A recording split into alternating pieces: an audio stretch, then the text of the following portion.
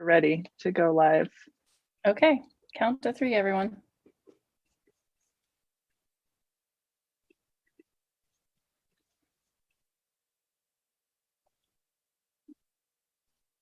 And we're live.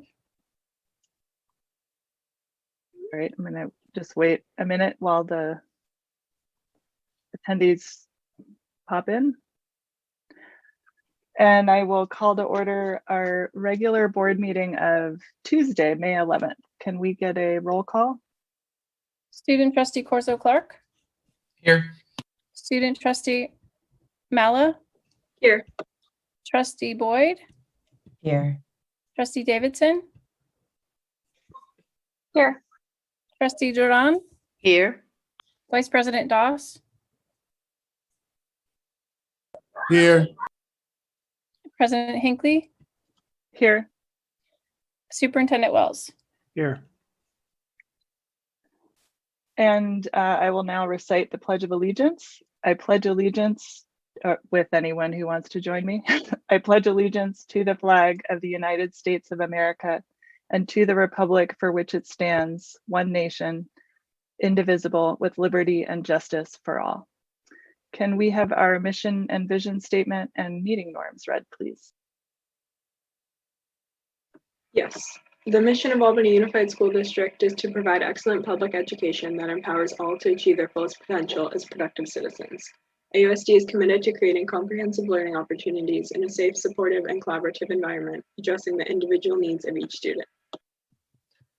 Our meeting norms are to maintain a focus on what is best for our students, to ensure a safe environment for all views to be expressed, treating each other, staff, and the public respectfully, to endeavor to find common solutions to issues through collaboration without sacrificing one's beliefs in what is best for students, and to make a commitment to effective deliberation, each one listening with an open mind while others are allowed to share their points of view, even if one disagrees. Thank you. There was no action taken in closed session tonight. Can I have a motion to approve our agenda for this evening? I move to approve the agenda. I second. Student trustee Corso Clark. Yes. Student trustee Mala. Yes. Trustee Boyd. Yes. Trustee Davidson. Yes. Trustee Duran. Yes. Vice President Doss. Yes.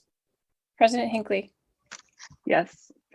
The agenda is approved unanimously, and we have 2 recognitions tonight. First, we have resolution 2020-21-23 because it is Classified Employees Appreciation Week. So I'm going to hand this to Marina Gonzalez. Thank you.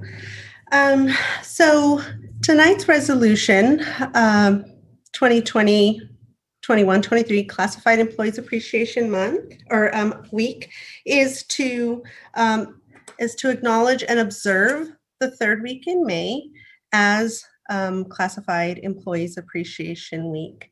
So who are classified employees? Our classified employees are those folks who help our schools run and keep things going, namely our custodians and maintenance and food service folks who we've come to know also as essential workers.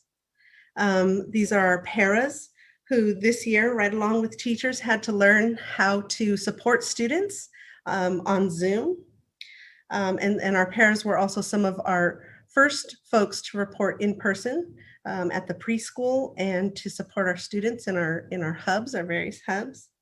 Our classified folks are also our tech support who prepared thousands of Chromebooks to be able to, for students to be able to use at home, right? And supported all of our staff this year with their tech needs and or tech issues to get those resolved. And then it's also our clerical staff, our site clerical staff who, they were on campus many days helping principals, handing out materials, communicating with parents. They're also there now in person. They support COVID testing at each site. and Screener 19 monitoring, and just all of these supports that they add to help our schools to keep running, right? Not just in COVID times, every year, but this year especially, they too, like all of our staff, rose to the occasion to make sure that our kids have and our teachers have what they need to help school continue and to happen. And with that, I'd like to read this resolution and ask that the board adopt the resolution. Jules, I can't see it. Okay, thank you. Resolution number 2020-21-23, Classified Employees Appreciation Week. Whereas the governing board of the Albany Unified School District and Superintendent Wells wish to commend and express their appreciation to the custodial and maintenance staff, child nutrition staff, clerical staff, instructional support staff, computer support staff, and all other classified staff who serve the students of the Albany Unified School District. And whereas the governing board and superintendent believe classified school employees deserve rightful recognition and public celebration for the caring deeds and contributions to our students. And whereas the classified employees support the smooth operations of offices, the safety and maintenance of buildings and property, and the safe transportation, healthy nutrition, and direct instruction of students. Now, therefore, be it resolved that the governing board of the Albany Unified School District proclaims May 16th to the 22nd, 2021 to be Classified Employees Appreciation Week. Be it further resolved that the governing board of the Albany Unified School District encourages all members of our community to join with it in personally expressing appreciation to our classified employees for their dedication and devotion to their work. Thank you so much, Marina. So that I don't forget to do what I did last time, which was to actually pass the resolution, I'd like to propose we do that first, and then we'll take board comments. I move that we pass the resolution for the Appreciation Week for our classified staff. I second.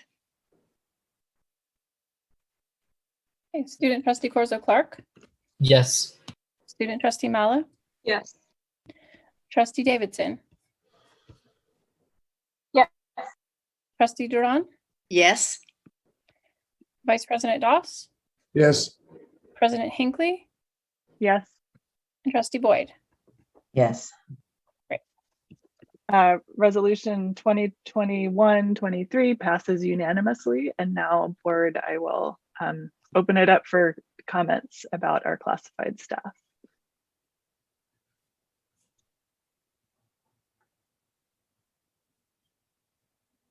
Yeah, trustee Davidson. I'm just so thankful that we are making this formal appreciation of all of our classified staff. Without them, sorry, my dog is growling. Without them, our schools would not run. And I personally know the importance of having those classified staff there and the value of those positions. And I know that all of you have had some instance that has been affected by one of these wonderful individuals. And I just want to extend my personal appreciation and that the board is appreciating them, and thank everyone for their support, especially during this. Trustee Duran. I would just like to piggyback on what Trustee Davidson already said. And I think this past year, the pandemic really showed the importance of our classified staff. Custodians to start with, right? Who have been doing some deep cleaning early on, and certainly currently the secretarial staff that has always reached out to parents during these difficult times and was one of the key communication lines with our community. The food folks, and we've heard wonderful stories about how many kids have been able throughout this COVID time to get lunches and breakfast and dinner and now snacks, right? Because of you. And so you're so key, and all of you are so instrumental in bringing it home for our kids and giving our kids what they need. So we truly do appreciate you. Mil gracias. Vice President Doss. Yes, I mean, I just wanted to also, show my appreciation. And, I was thinking about this, and during the pandemic, there were opportunities where some of us were able to kind of stay at home, and we didn't have to, go out for certain things. But there were individuals who had to leave their homes every day and look COVID right in the face. And they had to do that because there were other things that they needed to do. There were students that needed to eat. There were facilities and locations that needed to be cleaned. And there were some people that didn't get any time off during this pandemic. And I'm truly thankful for that. And I'm not just saying it because it sounds good, but truly thankful for what happened during that time. Because one, they didn't have to do it. Nobody would have blamed them for saying, hey, you know what? I'm sitting this one out. It's too dangerous out there. Nobody would have blamed them for that. But they didn't do that. They were selfless and continue to be selfless throughout this time. And I think not only should we take this time to appreciate, but also, follow that example and follow that lead, and maybe tap into some of that courage, and maybe it'll rub off a little bit. I think it's just amazing, what they've been able to do throughout all this. And I'm glad that we're able to, send that appreciation, but taking a moment to sit back and really think about what they've been able to accomplish through this pandemic. And it's truly been amazing. Trustee Boyd. Thank you. Just piggybacking off of what a lot of others have said. I mean, looking at the list of the types of people who we're thinking about and we're thinking right now. You look at providing food services and our custodial staff and IT support and instructional support, clerical support, all of these things that are always important, but just became so much more or important, or the importance of them was just highlighted during this time. And I, like everyone else, just have a great deal of gratitude for all of the people who allowed all of those services to continue to be provided and to allow us to function during this time period. And along the lines of what Vice President Doss was just saying, I think that one of the things that I would hope we would get out of this time period would be some sort of a pause and a reflection on who it is that we need in order to keep our society functioning. And, we throw around the term essential workers, and that became a code for something. But so often in our society, the people who we now call essential workers are not ones that are treated as if they are greatly respected and greatly needed, and as if what they provide is essential. And I would hope that it's one of the lessons that might be taken from this period of time, is really to honor and to respect and acknowledge who the people are who allow our society to continue functioning at all. So with everyone else, heartfelt gratitude. Trustee Corzo Clark. Yeah, I just wanted to go off of what Vice President Doss and Trustee Boyd were saying. I've been thinking a lot about what people are saying about who's deemed essential or not, and the sacrifices that many people are making. And the most dangerous, or the occupation with the highest COVID death rates, is a line cook. And in Albany, we've been our cafeteria workers have been providing lunch almost every week since the pandemic started. And so I really think that speaks to not only how, like Trustee Bo was saying, who's really essential to the operation of our schools and our society, but the courage of those workers, and our certificate classified staff, and our clerical workers and maintenance and janitors, etc., who really are not only essential, but are putting their lives on the line throughout this pandemic to make sure that we can still operate with at least some level of consistency and normalcy and provide those services to others. And it's really well deserved, the recognition that they're getting. Thank you. And we actually have the president of CSEA with us today, Renee Howley, who I believe is willing to speak a little bit. There she is. Yeah, I'm here. Go ahead, Renee. Hi. Yeah, so my name is Renee Howley, and I am the president of CSEA. And I want to first thank the district and the board for just getting us through this and getting our kids back working, getting our kids back to school working. And I want to thank CSEA for stepping up and all the classified employees for stepping up and working both remote and in person through this last year and a half that's been absolutely crazy. A lot of us were very challenged and had to learn how to do the remote teaching. But we did. We stepped up. We did it. We're still doing it and slowly opening back up and enjoying it. So I really want to thank all of the classified employees, CSEA, for stepping up and doing their job. This is what we love. This is why we're here. So we're happy to be back. Thank you. Thank you so much, Renee. I'll just, piggyback on what everyone said. It's been a really inspiring year to watch people come, figure out how to basically do everything differently. Paraeducators having to figure out how to support students online or in a format that is completely different and than what they were trained to do and what they may be supported to do. And so I think just the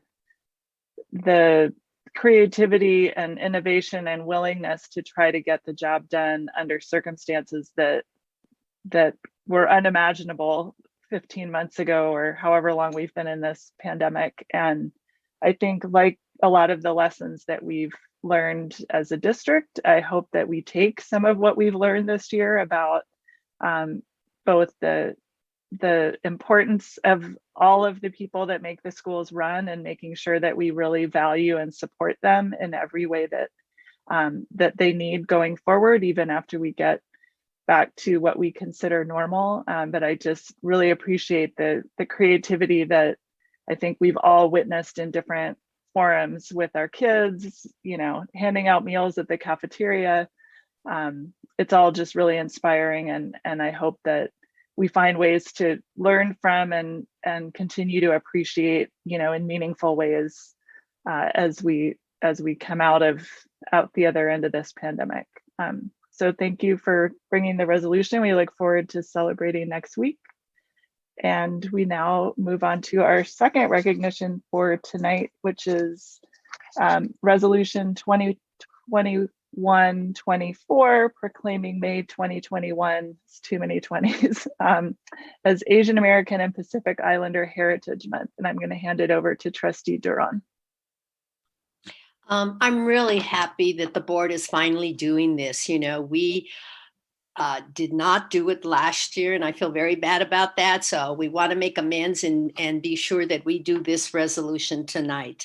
And so the purpose, as President Hinckley said, is to have this resolution to honor Asian American and Pacific Islander Heritage Month.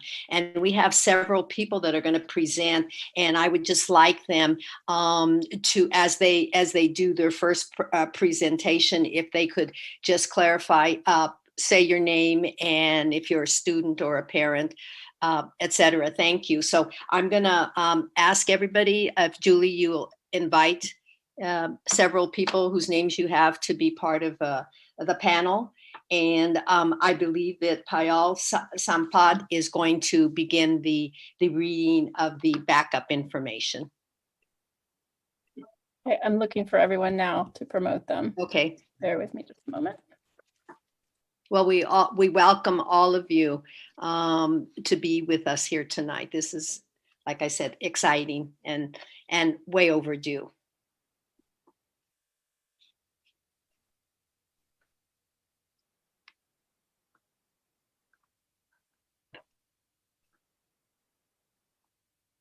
I don't see Pyle on the attendees list.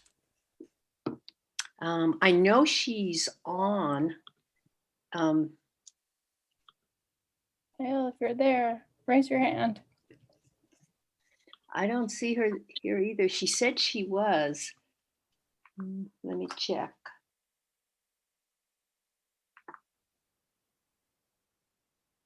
She's listed as Earthworks Action. I just moved her and I saw Thank you. her. Okay. So we have. Hi there, can you hear me? Yes. Yep. Great. We have everyone.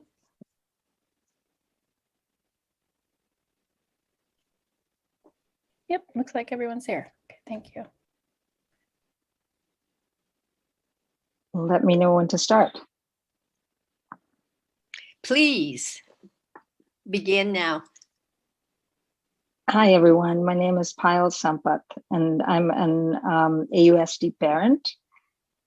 And I'm reading resolution number 2020-21-24, proclaiming May 2021 as Asian American and Pacific Islander Heritage Month. Whereas May marks the celebration of Asian American and Pacific Islander heritage with its richness of diversity, countless achievements and contributions to the development of this country. And whereas Asian Americans and Pacific Islanders, AAPIs, are one of the fastest growing racial and ethnic groups in the US, with California being home to the largest AA population and second largest NHPI, Native Hawaiian Pacific Islander population. And whereas in Albany, the API community makes up 30% of Albany's population today and 29% of AUSD students. And whereas over the years, there have been AAPI community members who served on the city council, numerous committees, and on the school board, i.e. Owen H. Jones, 1996 to 2000, and Patricia Lowe, 2008 to 2016, and Superintendent Val Williams, 2014 to 2019. And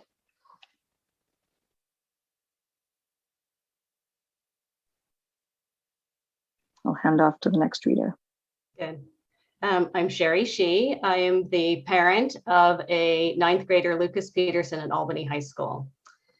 Whereas AAPI activists persevered throughout in historically challenging times, including Lee Yick, who won a Supreme Court case that ensured that all people, citizens and non-citizens, had equal protection under the law in 1898, Mabel Pinghua Lee, who campaigned for women's suffrage in 1912, Larry Itulong and Philip Veracruz, who led the lengthy Filipino labor movement, Fred Korematsu, who refused to comply with Executive Order 9066 during World War II, Kiyoshi Kuromiya, lifelong activist who was born in the Heart Mountain, Wyoming internment camp in 1943, civil rights figures Yuri Kochiyama and Grace Lee Boggs, instrumental AAPI, architect, authors, tech founders, politicians, athletes, and scientists, as well as today's frontline essential workers.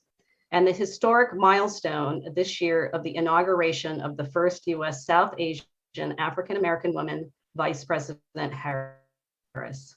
And Yan?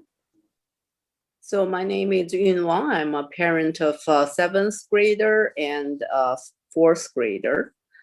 Whereas the continued resiliency and determination of AAPI prevails today in the face of systemic barriers to economic justice, health equity, and the surging rates of anti-Asian harassment and violence that reflects centuries of anti-Asian xenophobia. And whereas education is key to teaching how AAPI experience life and race in America, and to honor the diversity of the cultures, values, history, and the richness that enhance the fabric of this country, including young activists across the Pacific today who are using the traditional ecological practices to combat threats to the ocean resources their communities have protected and thrived on for thousands of years. Therefore, be it resolved that the Governing Board of Education of the Albany Unified School District proclaims the month of May 2020 as Asian American and Pacific Islander Heritage Month, and encourages all district schools to observe this occasion with appropriate instructional activities. No, that's fine. Thank you so very much. But one thing also we want to do is invite you and the students to read the backup information. So Ms. Shen is going to put that up right now. And if you can please read that as well.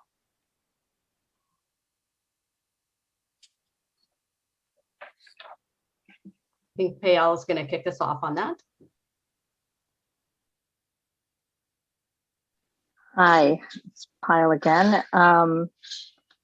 Just pulling that up so I know my part. Okay, great.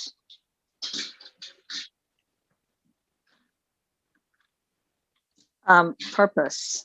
The purpose of this item is for the Governing Board of Education to adopt Resolution number 2020-21-24, proclaiming May 2021 as Asian American and Pacific Islander Heritage Month.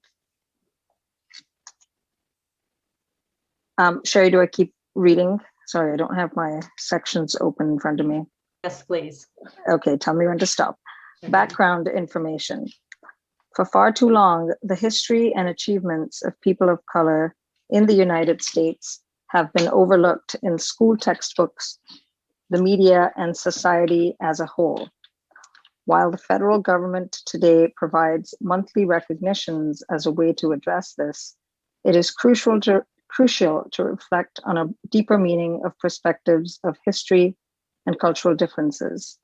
Diversity is an integral part of the fabric of the United States, and these acknowledgements serve as a reminder to celebrate and honor the richness of the diverse cultures of this country. It is key that we all respect and honor our differences that collectively make up American society and history. Hi, I'm Zoe O. I'm a senior at the high school and on the AHS leadership team. The term and concept of Asian Americans was originated by the Asian American Political Alliance, AAPA, at its founding meeting in Berkeley in 1968. These young student political activists also participated in the fight for ethnic studies at both SF State and UC Berkeley. Asian American Pacific Islanders, AAPI, is an intentional and inclusive term that encompasses a U.S. population of 22.2 million Asian Americans and 1.6 million Native Hawaiian and other Pacific Islanders, historically including people from East Asia, Southeast Asia, and the Indian subcontinent, as well as 19 distinct Pacific Island communities of Native Hawaiian, Samoan, Guamanian or Chamorro, Fijian, Tongan, or Marshallese people, and within the United States jurisdictions of Melanesia, Mike subgroups, they span over 65 countries, cultures, languages, and religions. Thus, the stories and experiences of AAPIs that range from new immigrants to fourth generation or more descendants in the US are distinct and enlightening. The roots of Asian Americans and Pacific Islanders runs deep in this country and helped to shape it. The first documentation of Asian arrival was in 1587 with the entry of Filipinos in California. As early as 1635, South Asian Indians were brought to Jamestown as indentured servants.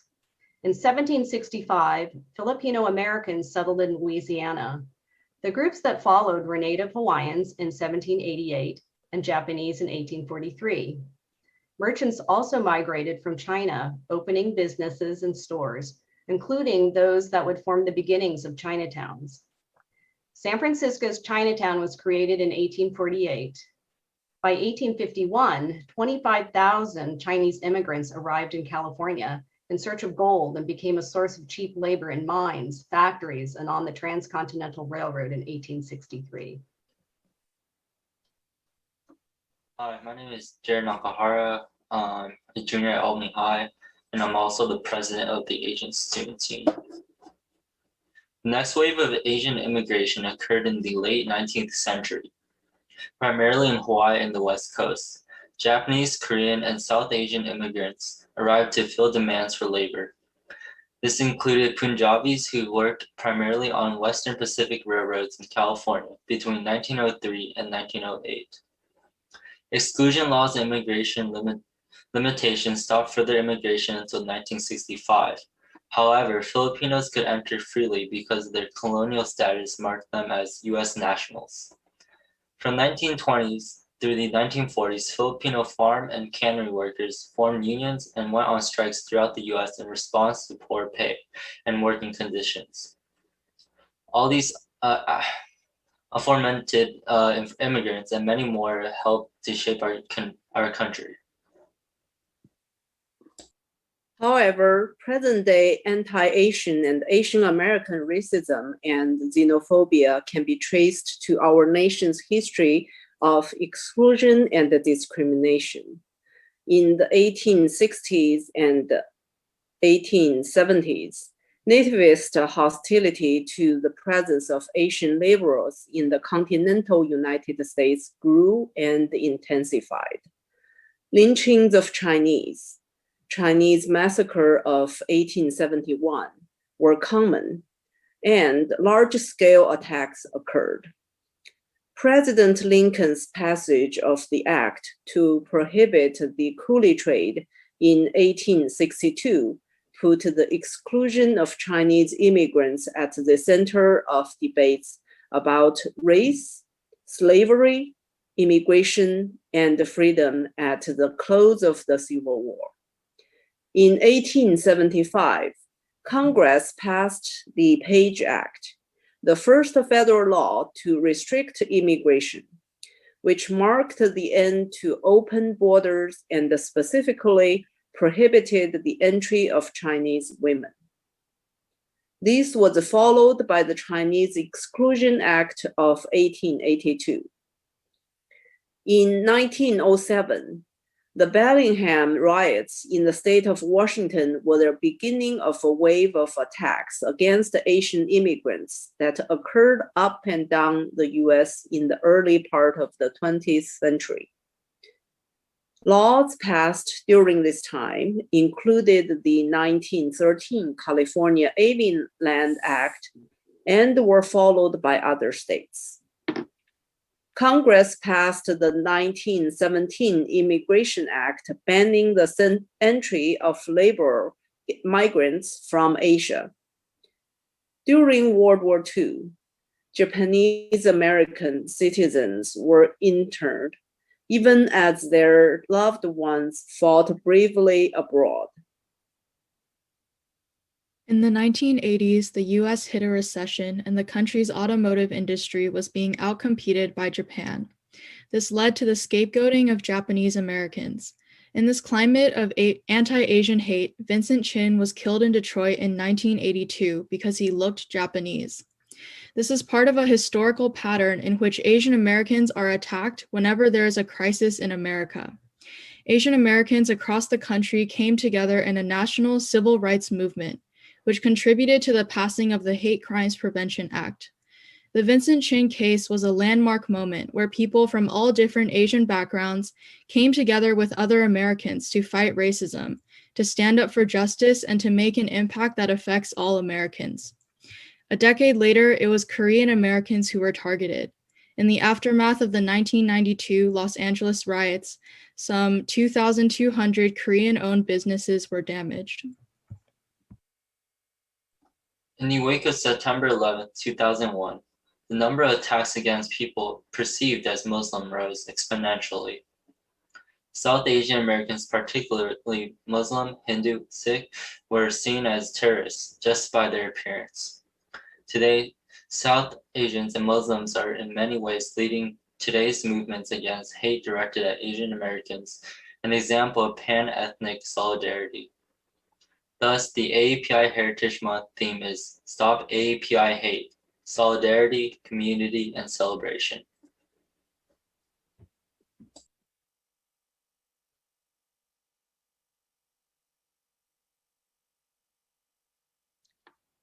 I want to thank, on behalf of the Board of Education, I'd like to thank all of you for being here tonight and presenting. We know that the students are really busy at this time of the year, but we really appreciate your just willing to help us out tonight, to help out the AAPI.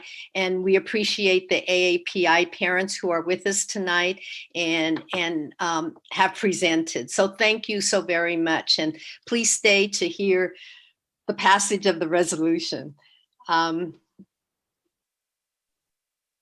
thank you so much to the trustee Duran, who's been shepherding these resolutions through and making sure that our community is really participating.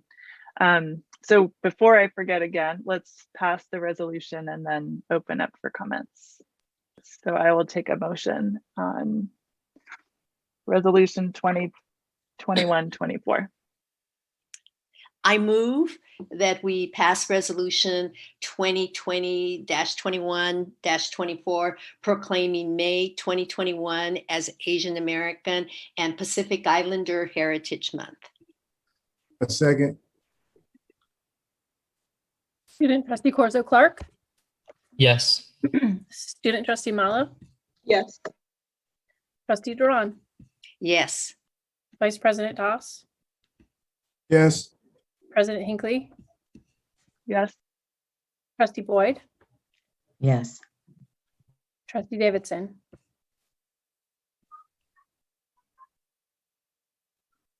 trustee Davidson. Yes, sorry. Thank you. The most resolution is passed unanimously. Yay. And I will just, before others want to comment, I just want to note that this, the API group has created a series of events for May. You can find them, among other places, on the district's website news section or on the district's brand new Facebook page. And the culmination is a panel on May 27th that I just lost the title of, called Speaking Up and Sharing Our Stories. So I also just want to thank all of the energy that has gone into really lifting up not just the kinds of stories and history that we just heard about, but also the importance, particularly in this moment, of remembering the histories of anti-Asian violence and discrimination in our country, and that what's happening now is not unprecedented, and that it's something that we've all spoken about at this board before, and there's been a lot of discussion in the community. And I'm very excited to see that we have an API parent engagement group, which Albany has not had for a long time. And as trustee Duran said, you know, this is long overdue. So thank you very much for those of you who helped write the resolution and present it. And I'll turn it over to any other board members that want to comment.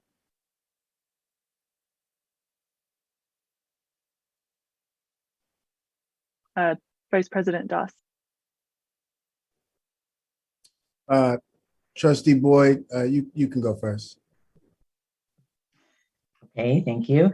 I just wanted to, well, offer my wholehearted support this resolution, to thank everyone who presented, and just to thank all of those who presented and who have brought forth this new parent engagement group, which is so important, for having the energy and the willingness to teach and to share.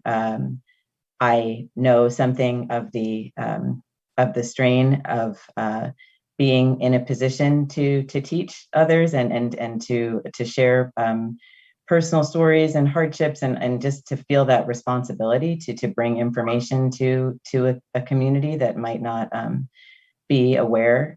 And I honor what goes into doing that, and I'm very grateful for just so many conversations and so much knowledge that I've been able to have, and the ways that I've been able to grow through the willingness of members of the API community to share their history and their identity with me.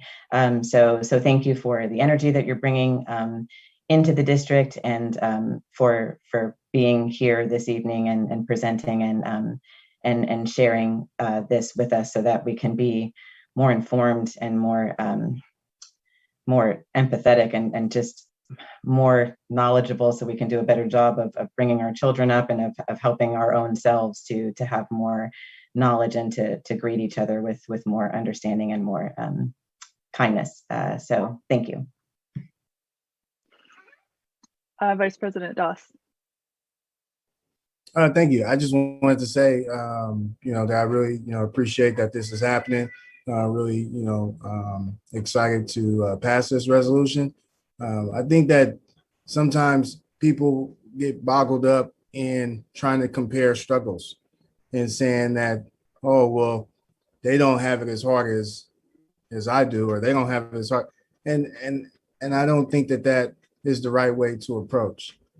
I think that when people are in pain, or when people are being hurt, the right thing to do is to support them and to try and do what we can to move things forward and move things in the right direction. And this is one thing that we can do to, move things in the right direction.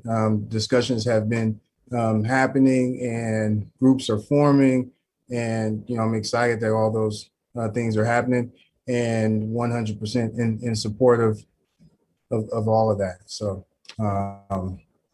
thank you. Thank you. Trustee Corzo Clark. Yeah, I just wanted to go off of what Vice President Doss was saying, especially in Albany, our schools are roughly a third of students are Asian American or Pacific Islander. So I think a lot of the time that group really gets overlooked, or sort of just counted as the majority. And it's like, oh, they're already represented, and there's an afterthought. But like we've said, there hasn't been an AAPI parent engagement group for a really long time. That was very recent. And there have been sort of other smaller clubs, affinity clubs at Albany, but there hasn't been like a very active Asian student union until recently as well. And it's just very, very nice to see these the AAPI community in Albany sort of taking the charge and bringing their own voices up, and us recognizing that and giving them the platform to sort of voice the very important concerns that they have within the district that have not always been represented. So I'm very happy that this resolution is passed, and I'm excited for the events that are planned later this month. Trustee Davidson. That was such a wonderful presentation, and really educational for me on some points as well. I love getting those little tidbits of information that I didn't have, and I so appreciate all of this being part of Albany Unified in our Albany community. And I went right away and just checked on the website because I wanted to see all of the fun events. I just want to make sure everyone knows you have to go down to more news because it was posted at the end of April. So it's gotten a little buried. So make sure you can really check it out, because there's really, really amazing events coming up here throughout the rest of the month that we would all probably enjoy participating in and experiencing some more. And I appreciate so much that you all took the time to put this together, and that thorough and fantastic resolution. So thank you. Thank you again, everybody, for participating, for taking the time to be with us tonight. And I hope we'll see each other virtually at some of these events, and then looking forward to watching this effort blossom next year. Thank you so much. So we now need to approve our consent calendar for tonight. Madam Chair, before you get into that, may I ask that you pull item 8-3 for discussion? That's the item where we acknowledge and the incoming new principal of Ocean View for the year 21-22, and give her an opportunity to introduce herself and so forth and so on. Do you want to do that now? Sure, why don't I do that now? As you all know by now, that we have a veteran among us who's our current principal at Ocean View, who've been with us for over 3 decades, and that Terry G, principal of Ocean View. And so we have Terry is retiring this year. And so Terry was instrumental in helping move things along. And so we had went out to seek a candidate for the position of principal at Ocean View. And so we formed a committee that included members of our labor unions, parents, teachers, classified folks. And after that was all said and done, we had a person that was sent forward as our top candidate with some rich experience. As you hear her speak tonight, she is decided to come back home where she used to teach and be a teacher leader once upon a time. But with no further ado, I'm going to introduce to you Michelle St. Clair.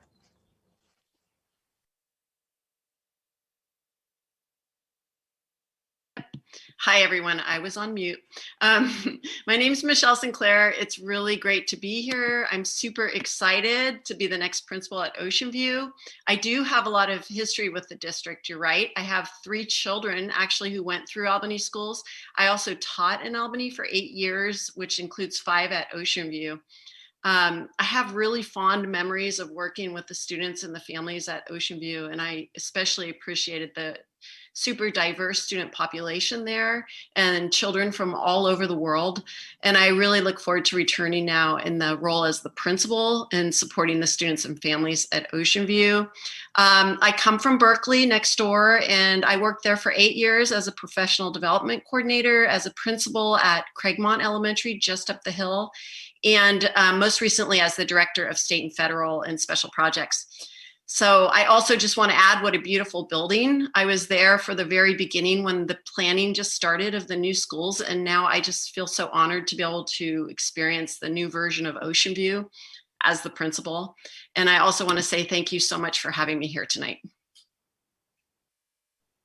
Yeah, we built you a new school. Yeah. So here you go. Well, thank you so much. We're really excited.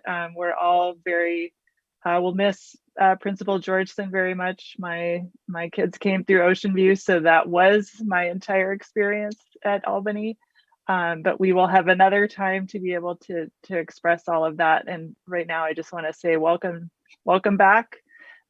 Really looking forward to our new school and a new principal, and everyone back in the building. It's going to be an exciting year, and I'm sure that we will all do whatever we can to support you joining our team. So welcome.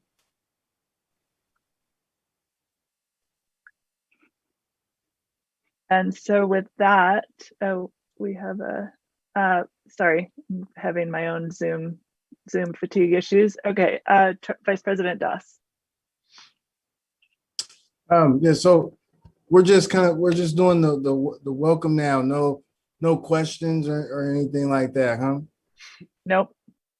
Okay, I'll save it for later, and I will just say welcome. We've met already, but but welcome. And I will email my question since I can't ask it now.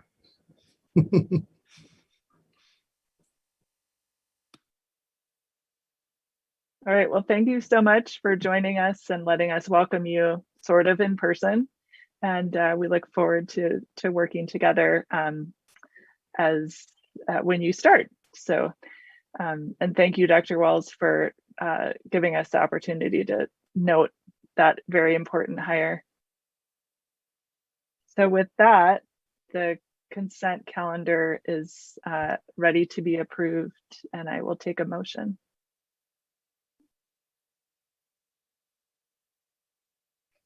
I move that we approve the consent calendar.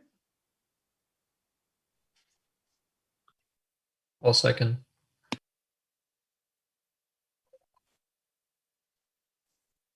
Student trustee Corzo Clark, Yes. student trustee Mallow, Yes. Vice President Doss, Yes. President Hinckley, Yes. trustee Boyd, Yes. trustee Davidson, Yes. trustee Duran. Yes. Thank you. The consent calendar passes unanimously, and now we move to superintendent and board members' reports. So go ahead, Dr. Wells.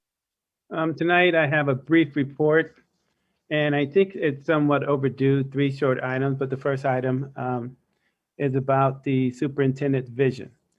I was challenged by a community member about a week or so when he asked me, "What is your vision?"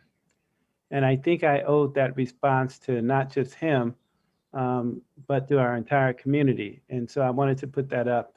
And I have my favorite reader, if she can join me, Trustee Aubrey Mallah. She always helps me out. If you can take a moment to read Superintendent Wells' vision, I appreciate it so much. Sure. Every student receives a quality education experience by way of instruction, programs, and services through a systemic means utilizing data to guide and determine a student's individual needs, thereby illuminating our equity focus to meet the individual needs of every student in a safe 21st century learning environment. Thank you so much. So the superintendent vision will be posted on our webpage so that folks don't have to guess what my vision is for our district. And I think that was important.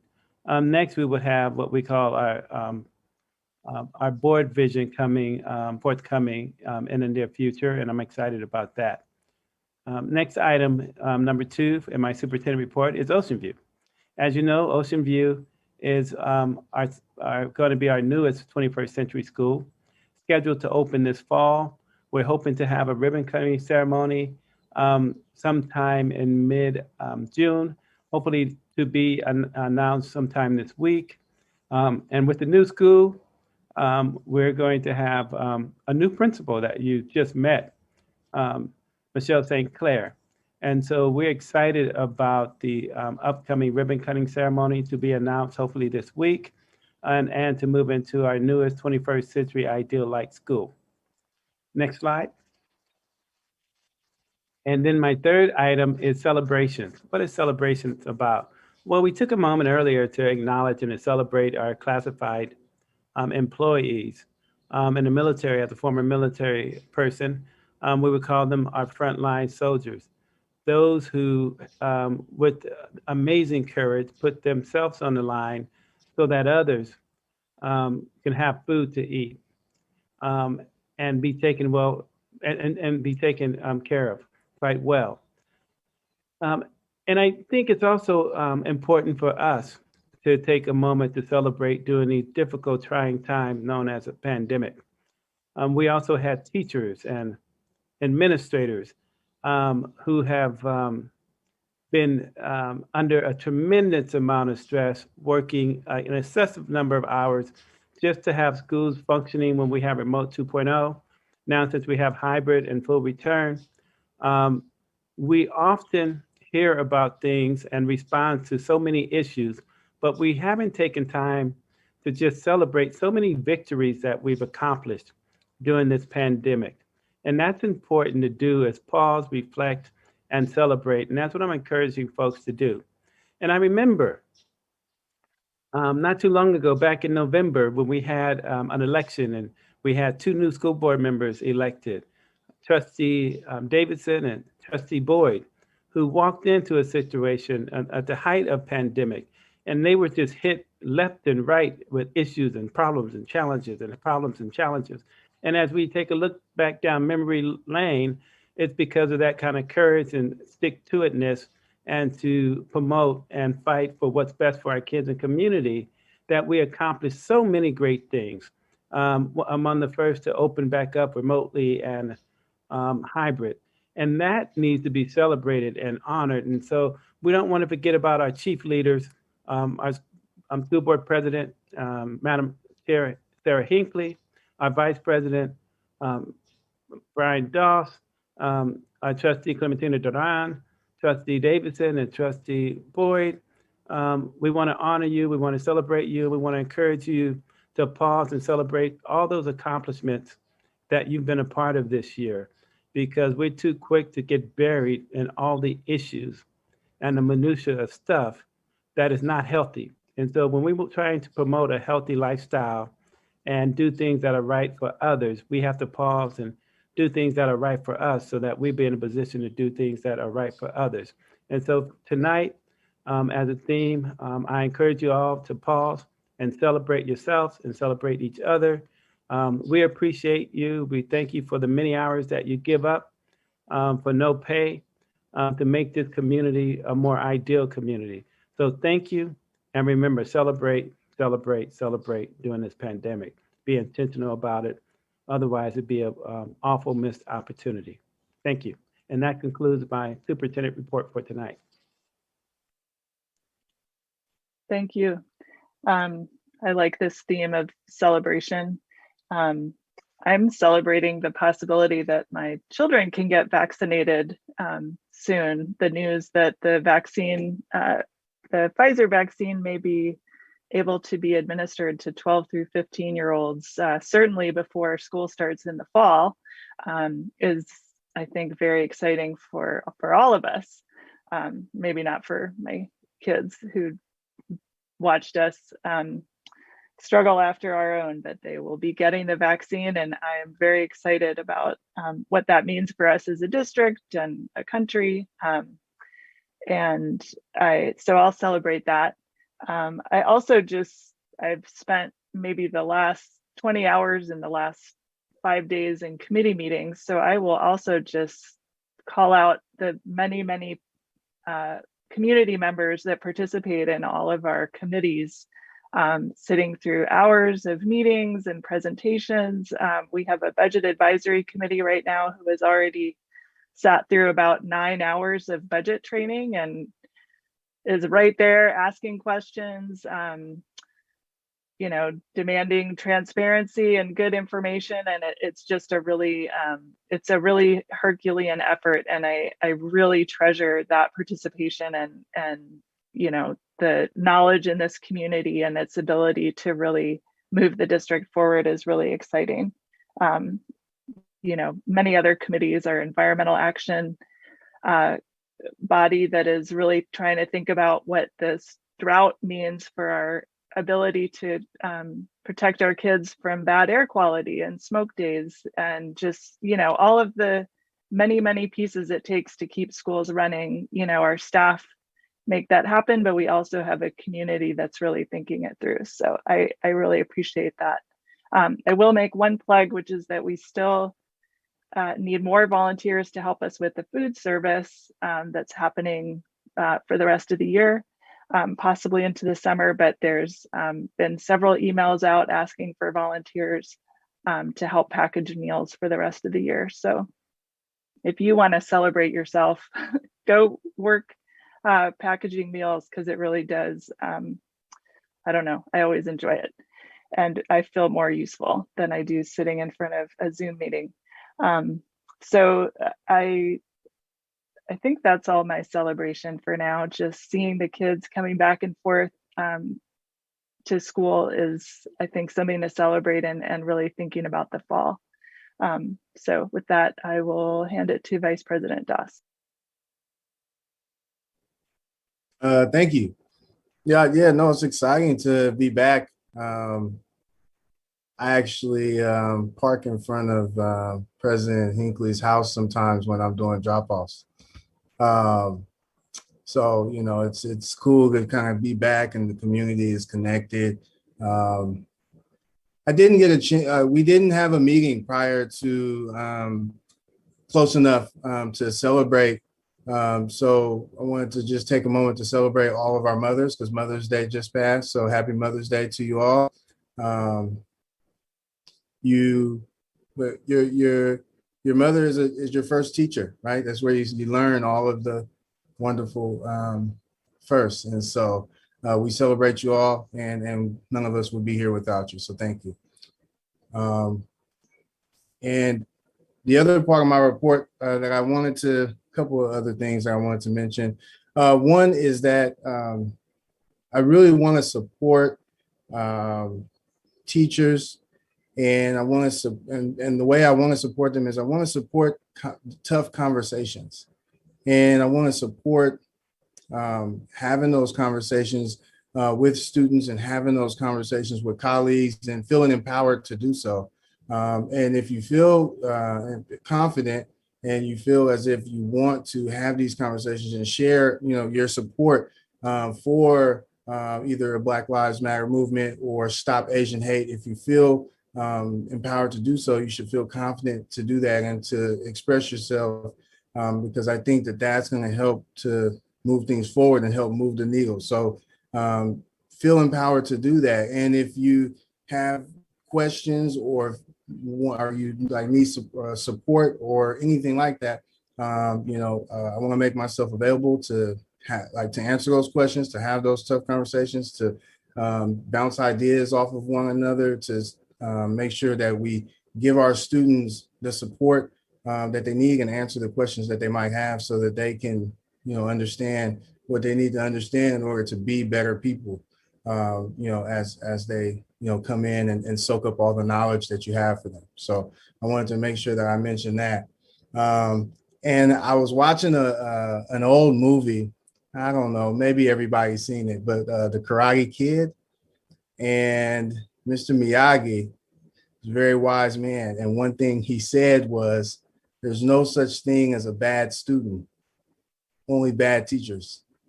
And I don't think he literally meant like like if you really like say that a couple times to yourself, I think the point that he was making is every student has the ability to be great if taught in the right way. So I don't think that he was necessarily calling the person giving the information or teaching a bad person, but the delivery. And so as he was teaching and coaching his student to become the best fighter that he could be, he couldn't teach him in the traditional way because he wouldn't have grasped it as well. So he found unique and interesting ways to teach him what he needed to learn, and then ultimately make him the best fighter. And I think that keeping that in mind as we move forward is important, that all students, there's no such thing as a bad student. Some students learn differently. So the delivery might have to be a little bit more creative in order for them to reach their goals. And that concludes my board report. Thank you. Trustee Duran.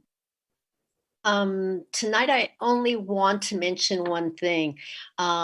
Usually I have a land acknowledgement, but we're never too old to learn, are we? So I was taught that with the official land acknowledgement, there's another component to it, which is the follow through that you give back the land. And while we are all standing on Wiching territory, I don't think any of us, especially those who own homes, are going to be willing to give the land back, literally, right? And so I think that the land acknowledgement is not really the official term that I should be using. But moving forward, I really was thinking about how do we go from words to actions. What are meaningful things we do? Because after a while, sometimes things just become words. And so I'm investigating it, and I will get back to all of you about what are the things we can do meaningfully in terms of the indigenous, who were the first people on this continent, on two continents, on lots of continents, and how do we give back to them? How do we acknowledge today where they are and what they need and what we individually and as a school district can give back? So I will, return to that one day when I have it all worked out and when I have the experts tell me how to do it. Thank you. Thank you. Trustee Boyd. Thank you. Just two things. I wanted to make sure that folks know that Marin's IDEA committee, IDEA standing for Inclusion, Diversity, Equity, and Access, is hosting a parent ed presentation tomorrow night, which is a part of the awesome group of events this month that's happening under the API heading. So you can find details about it on the district website, or if you have trouble locating it, you can just email me. The name of the title of the presentation is Parenting with Identity in Mind. The speaker is Rosetta Lee, who I haven't heard speak before, but I've heard wonderful things about. And just a little bit about the subject matter is learn how we can, in age-appropriate ways, instill positive self-identity in our children and coach them to be positive influences on others' identities. Together, we can co-create inclusive communities that work towards success for all. So I'm looking forward to that, and wanted to make sure that folks know about it. It's tomorrow evening from 7 to 8:30 over Zoom. And if you have trouble finding the details, again, you can email me. And then the other thing I wanted to say was just to appreciate the conversations that I have had over these last couple of weeks with members of our community, difficult conversations with teachers, administrators, parents, other members of the community. I wanted to acknowledge that I know and see that there are still very real hurts in our community. And as much as I do celebrate the positive, the ways that we're moving forward in a wonderful way, in various ways, just sort of being able to step outside of our homes a bit more and trying to embrace community a bit more. I don't want to be foolish or naive and to suggest that that the hurts that were there have sort of disappeared. And I just wanted to thank the people that have spoken with me for sharing their pains and the things that have been upsetting to them, and to encourage us all as a community to continue to have those conversations, even though they are difficult. I know that we right now, I feel like we're in a place where we can be civil with each other and we can, see each other and sort of greet each other, and that's good. But in order for us to really feel like a community, I think that there is some ground that we need to cover, and I think we can cover it. But I think that I think there's been some talk this evening about being courageous and being brave. And I think that if we can do that, and we can have grace for ourselves and grace for each other, and recognize and acknowledge that this is the first time any of us have ever done this 14-month thing that we've been doing, or however many months it is, and just be kind to ourselves and be kind to each other, and recognize that we did the best that we could with what we had and with the circumstances that we were given, and to encourage us to continue to have the difficult conversations, and to be open, and to come to each other with good intentions, to continue to build back our community that we all love and appreciate. That's it. Thank you. Trustee Davidson. That's all segues so nicely and has such a beautiful flow going with it. So I just wanted to mention that Cornell had their Coyote Fun Fitness week last week, and they're still accepting donations until the 20th, and they are really close to their goal. So if you would like to support and be entered in their big raffle on Friday the 21st, there's over 30 prizes. Also, their last PTA meeting of the year is this Thursday at 6:30 if you're interested. And then I wanted to share something else really educational for all of us in our community. So Julie, I'm going to share my screen. That's okay. Oh no, oops, sorry. I pulled it up in the way you normally do, and that is not what you need to do here. Okay.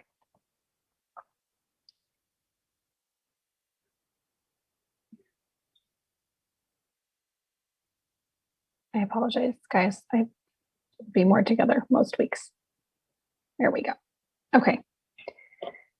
This is a project put together by Love the Bulb and UC Berkeley students and professors, and it's called Moment to Extraction, and it's a walking tour of an encyclopedic landfill, and it's down at Albany Bulb, and you can just take your headphones and your phone. You just need to put the app on there and take this tour. I'm still planning to do it myself, but I really wanted to share it and thought it was very fitting for today. It has all of these wonderful components that you can learn more about. And I've studied a lot about our local history and keep finding out more details that are really interesting and ways that we can just know more about where we live and what's going on. And then this is just a little bit more about it and follows really nicely with what Trustee Duran just said about our land and the things that we can learn about it and know going forward. So I would like to thank Susan Moffett for sharing this with me and working on this. And I also just wanted to follow up with one more thing that happened today in our household right along these lines. My first grader went into the reading bookshelf on one of his seesaw activities and chose a book. And so we all listened to it in the house, and it was called Coolies. And in that book, there is a part where the two brothers are out working and one brother gets frostbite so badly that his toes fall off. And my 4-year-old and 6-year-old looked at me and said, "Wait, his toes fell off. Why? What happened?" And we had to have the discussion about working conditions and why some people were made to do work and things that other people would never do. And it led us into a really difficult discussion about how whenever you're asking someone to do something or thinking something about someone, you need to think about yourself. And would you do that thing? And would you be willing to put yourself in that position? And I really appreciated that our teachers had put out this literature and that our district had that in mind to give me an experience with my very young children where we could have that difficult conversation and start it right now. And so I just wanted to share that with everybody, and it seems like it fit really well with all of these other pieces today. And I just celebrate that our district and our schools are moving in that direction, and that we're all so willing to continue our learning. And also, just super positive note, they're finding out more and more about outdoor transmission and how low that is. And so I really just look forward to this beautiful weather and hope our air stays okay for us to keep our kids together and outside. So. Thank you. Student board members. Thank you. So really quickly, we just wanted to mention that we're currently in the process of conducting student board member interviews. So hopefully in the next few meetings, we'll be able to introduce you to that. And we had an unprecedented number of applicants this year. There were about 16, and we already had to narrow it down to 5. So we're excited to continue that process. But for our main report, we wanted to talk about something that we've been working on, which is the Student Advocacy Committee. And this was a recommendation out of the Superintendent Student Achievement Task Force. So Leo and I have been meeting with Ichitaka Lira, who is a junior at Albany High School and was also on this task force. So together we wrote a governance structure and bylaws for the Student Advocacy Committee, which we are coining SAC as acronym. And we also had discussions with Director Ritchie, Dr. Wells, and President Hinckley. So thank you all for participating in that. No, I'm going to read you the purpose that we put together in our bylaws, and then Leo is going to talk a little more about specific bylaws. So the purpose of the Albany Unified School District Student Advocacy Committee is to provide students more accessibility to advocacy through involvement and leadership and civic engagement opportunities. The Student Advocacy Committee will work with the student board members to address issues relevant to the student body and present solutions to the governing board. In an effort to accurately represent the diverse needs and concerns of the AUSD population, the student board members shall convene this group with an agenda to then report to the board at the following governing board meeting. There will also be a junior student advocacy committee at Albany Middle School to give AMS students the same opportunity. Yeah, and in terms of the bylaws, we really wanted to emphasize in writing that this is an opportunity for all students, regardless of their background or experience, to get involved. And so some key components of the student advocacy, the SAC bylaws, is that the SAC will aim for a composition of diverse student voices from all grades, backgrounds, as well as various student representatives on district committees like site council or the student achievement committee. The STAC will be chaired by the student board members and a vice chair that's elected by the rest of the members of the committee, and will be assisted by a district staff liaison, who we're hoping will be Director Ritchie for the high school SAC.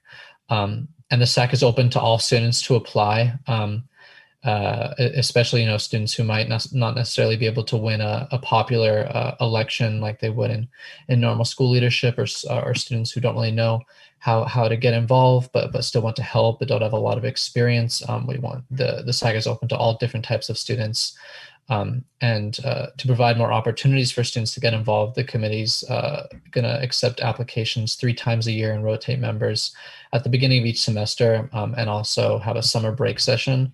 And then lastly, just to really emphasize that all students will have a platform through this group to make their opinions heard. All SAC meetings will be held publicly, similar to board meetings. They'll be open to all students and include time for non-member students of the committee to give public comment and voice their opinion on general topics. So we're really excited about this, and we're really happy to sort of see it coming together after being just a recommendation from the Student Achievement Task Force, and working with Director Ritchie, like Audrey said, Superintendent Wells, Board President Hinckley. It's really come a long way, and really excited to see it take off in the next year. And this concludes our report. Yeah. Thanks. That's what I was waiting for. Thank you so much. It is really exciting to hear all the momentum around that, and that there's so much student interest in being engaged with the district. So thanks for all the effort both of you have put into that. So we'll now move to, this is now time for people to address the board on matters that are not on the agenda. So I'm going to ask, there we go. And our first commenter is Jen Gritman. Hi there, can you hear me? Yep. Awesome. I'm Jen. I'm a teacher on special assignment for educational technology. This last year has been a time of incredible growth in the innovative ways Albany teachers have been utilizing ed tech tools to provide dynamic and engaging learning opportunities for their students. It's been really exciting for me to see, as I've spent the last decade advocating for ed tech and tech integration to become a bigger priority in our district. And I've been really excited to hear more people talking about 21st century learning recently. I just want to really make sure, though, that we're fully drawing on our momentum to move forward and not to move backward. 21st century classrooms move away from teacher-centered lecture-based models to more student-centered, richly designed learning environments. This isn't about using hardware to turn a camera on a teacher, and it's not about the option for a student to dial into a classroom. It's about using creative teaching practices combined with quality ed tech tools to truly prepare our students for successfully adapting to our complex world. We have to continue to support our teachers in ways that allow them to provide their students with opportunities for critical thinking, creativity, collaboration, and communication. I'm excited to work with the district as we explore how to best support our teachers in this work and how to continue integrating tech in ways that support all of our students moving forward. Thank you so much, and I'm excited to continue the conversation. Thank you. Chris Knight.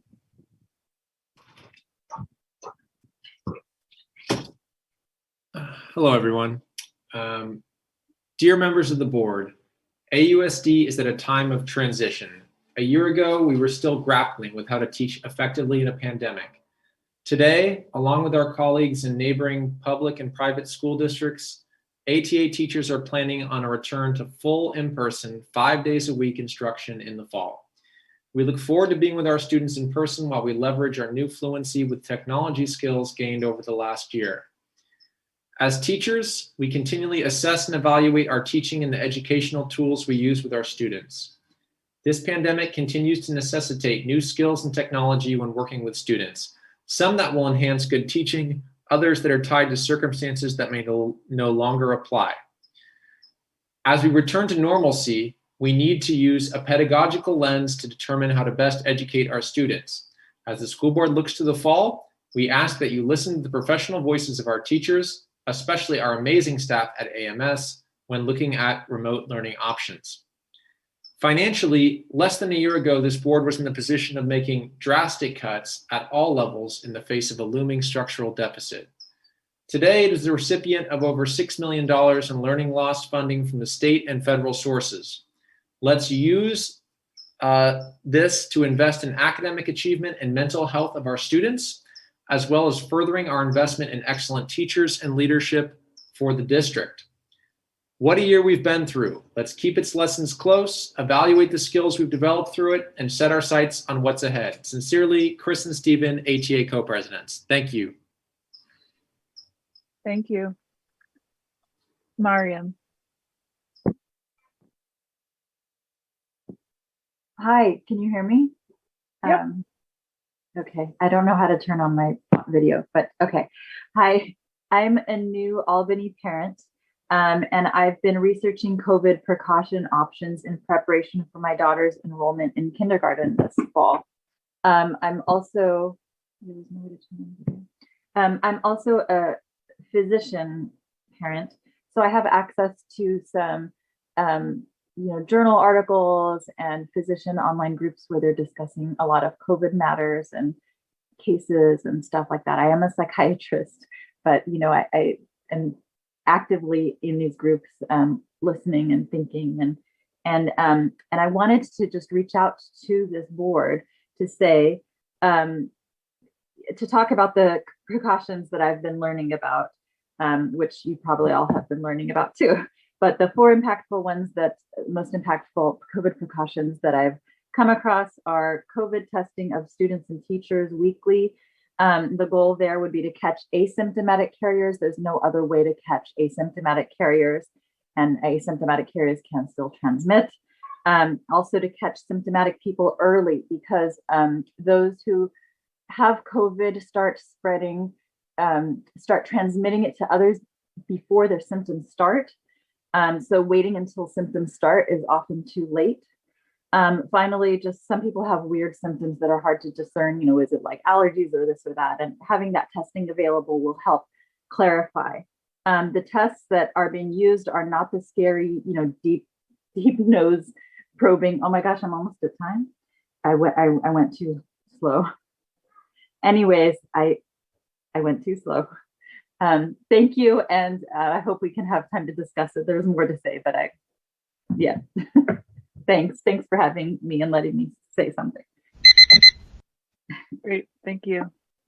And we do have an agenda item on fall reopening for folks who are interested in weighing in on what the fall might look like, including precautions. Next is M. Riley. Can you hear me? Yep. Okay, actually my name is Kyle Hager. I'm M. Riley's father. As the parent of an Albany middle school student, I'm worried by the online company that AUSD is keeping. During remote education, AMS students have been assigned work on third-party online services whose privacy terms make a mockery of the concept of informed consent. Sites have subjected students to numerous ads and have recorded information about them, including audio files, video files, email messages, homework, classroom assignments, test answers, websites visited, search terms used. Much of this can be traced back to individuals, even when it's supposedly been anonymized. And increasingly, this information is analyzed by artificial intelligence that profiles individuals so they can be reached with targeted ads, and so that online content can be customized to meet marketing goals, and so their behavior can be manipulated behind the scenes. AUSD funnels students and families through some big tech giants that perpetuate many social ills beyond invading privacy, including strangling competition, exploiting workers, developing racially discriminatory facial recognition systems, supporting right-wing dictatorships, facilitating white supremacy groups, and spreading disinformation. Last week, I visited the AMS website briefly, and here's what I found. 54 cookies recorded my activity. Google is used as a platform to perform many functions. Gateways to AUSD's Twitter, Facebook, and Instagram pages. Gateways to the Apple App Store and Google Play. Ads on YouTube videos. The list goes on. Holding a public trust, I think the district should employ social justice standards and stand up against these privacy monopolies. Thank you.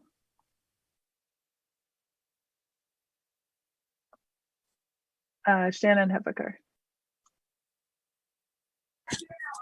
Oh, hi, thank you. I just wanted to say quickly to sort of balance the speaker who spoke previously, whose first name was Miriam.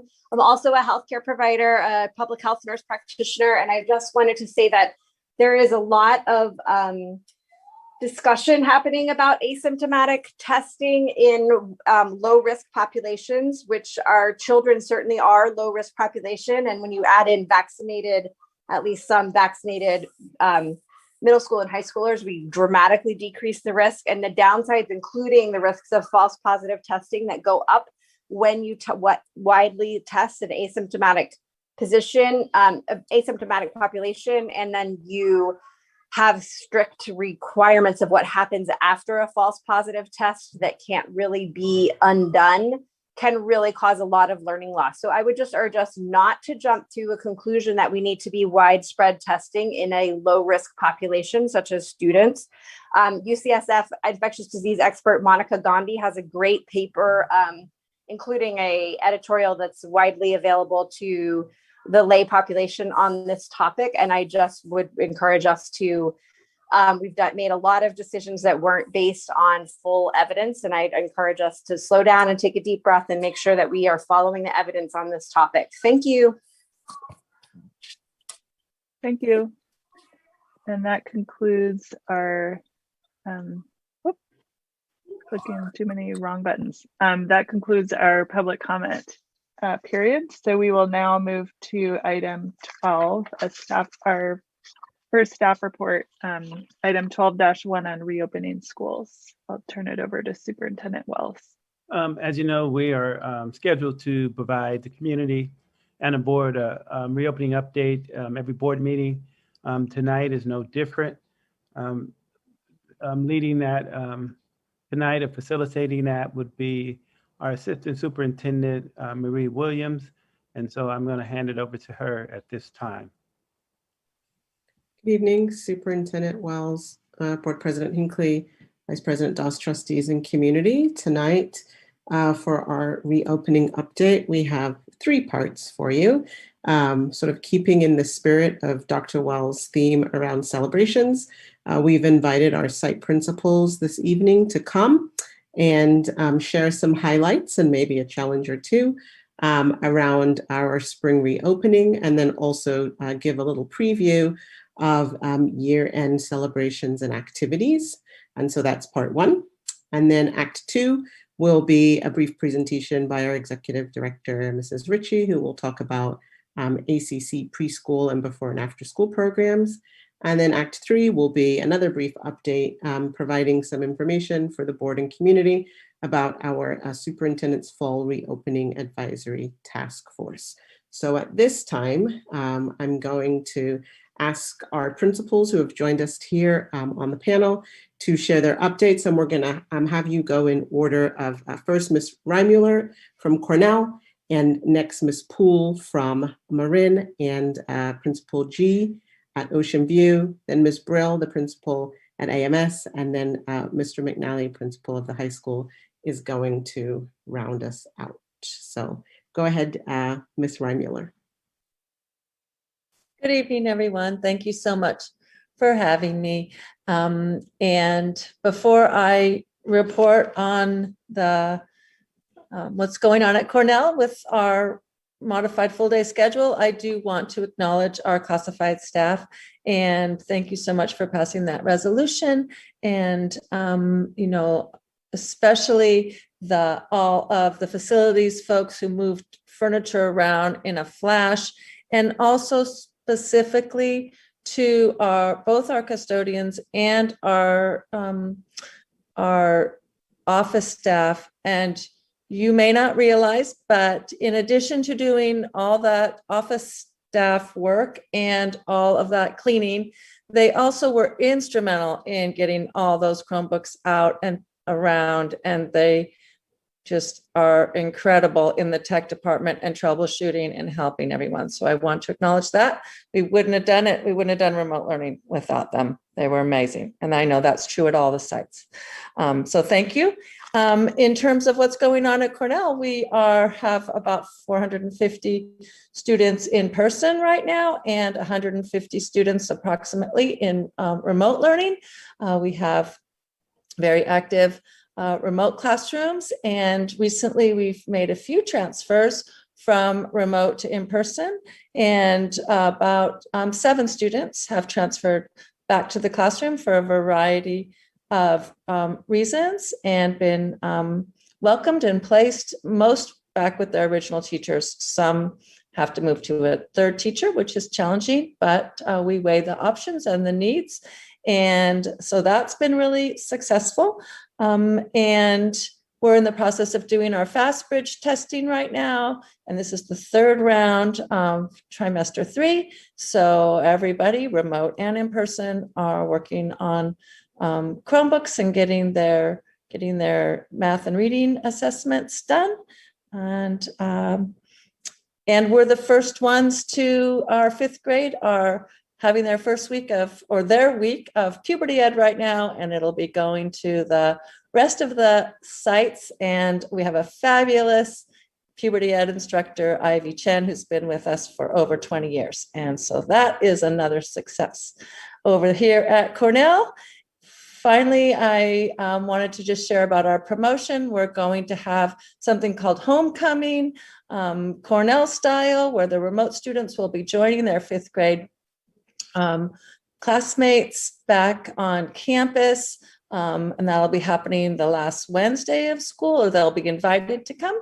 And then we'll be having a webinar with all the classes together on the last Friday of school, and a souped up super duper car parade to round it out. I wanted to make sure that I shared that it was a priority of our 5th grade teachers that we include all of the remote and the in-person students in the same events and not have separate events for them. And that's what's happening at Cornell. Thank you.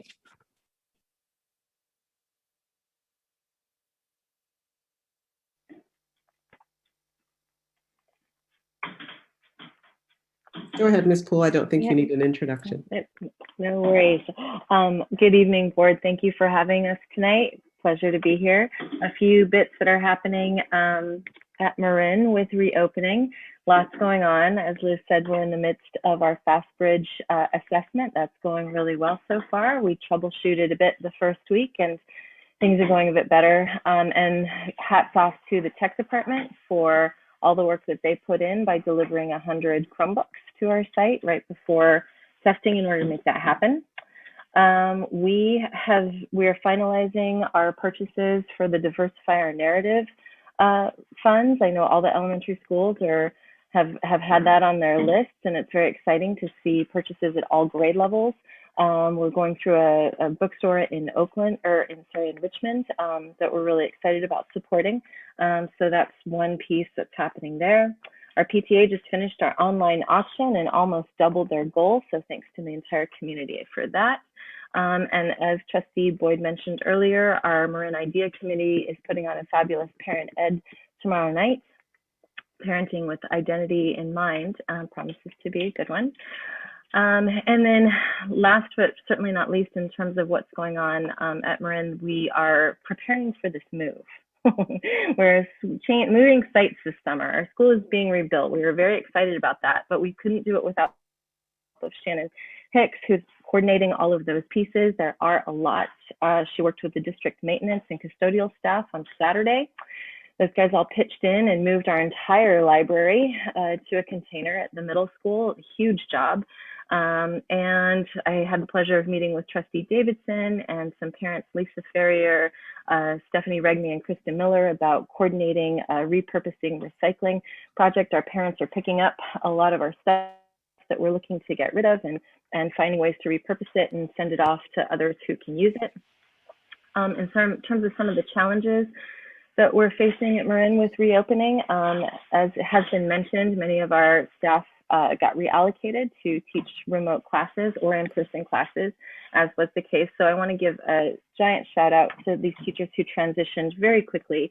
Our librarian, Stephanie Jaffe, who's now teaching first grade in person, our PE teacher, Charles Medved, who's now teaching fourth grade in person, our ELD teacher, Monica Haywood, who is now teaching kindergarten remote, and our kindergarten through third grade music teacher, Marina Zubareva, who is now teaching fifth grade remotely.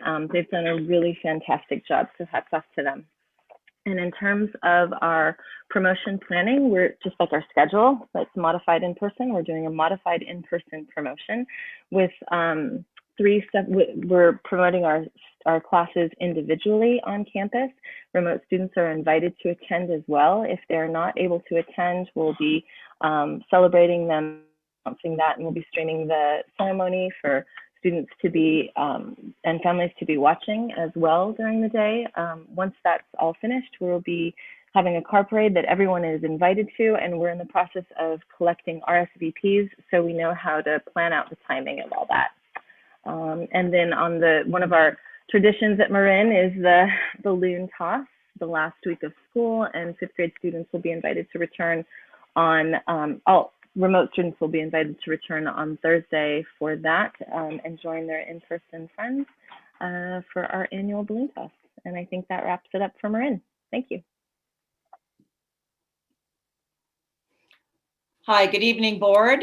And also at Ocean View, we've got many of the same things going on. So I think what I'd like to start with, first of all, is a couple welcomes.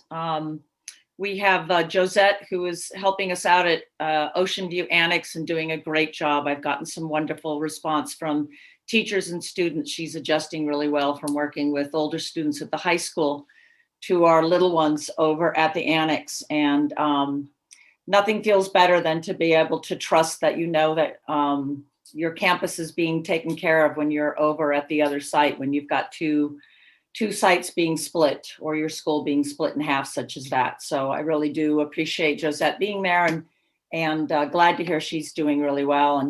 And then I also want to welcome Michelle Sinclair. She's someone I've known for a long time, and I'm really pleased to entrust that I know that Ocean View will be well taken care of, and that the collaboration that she'll be able to do with teachers and the relationship building she can do with families is going to take us to the next level at Ocean View. And I feel really good about her being there. So I want to welcome her.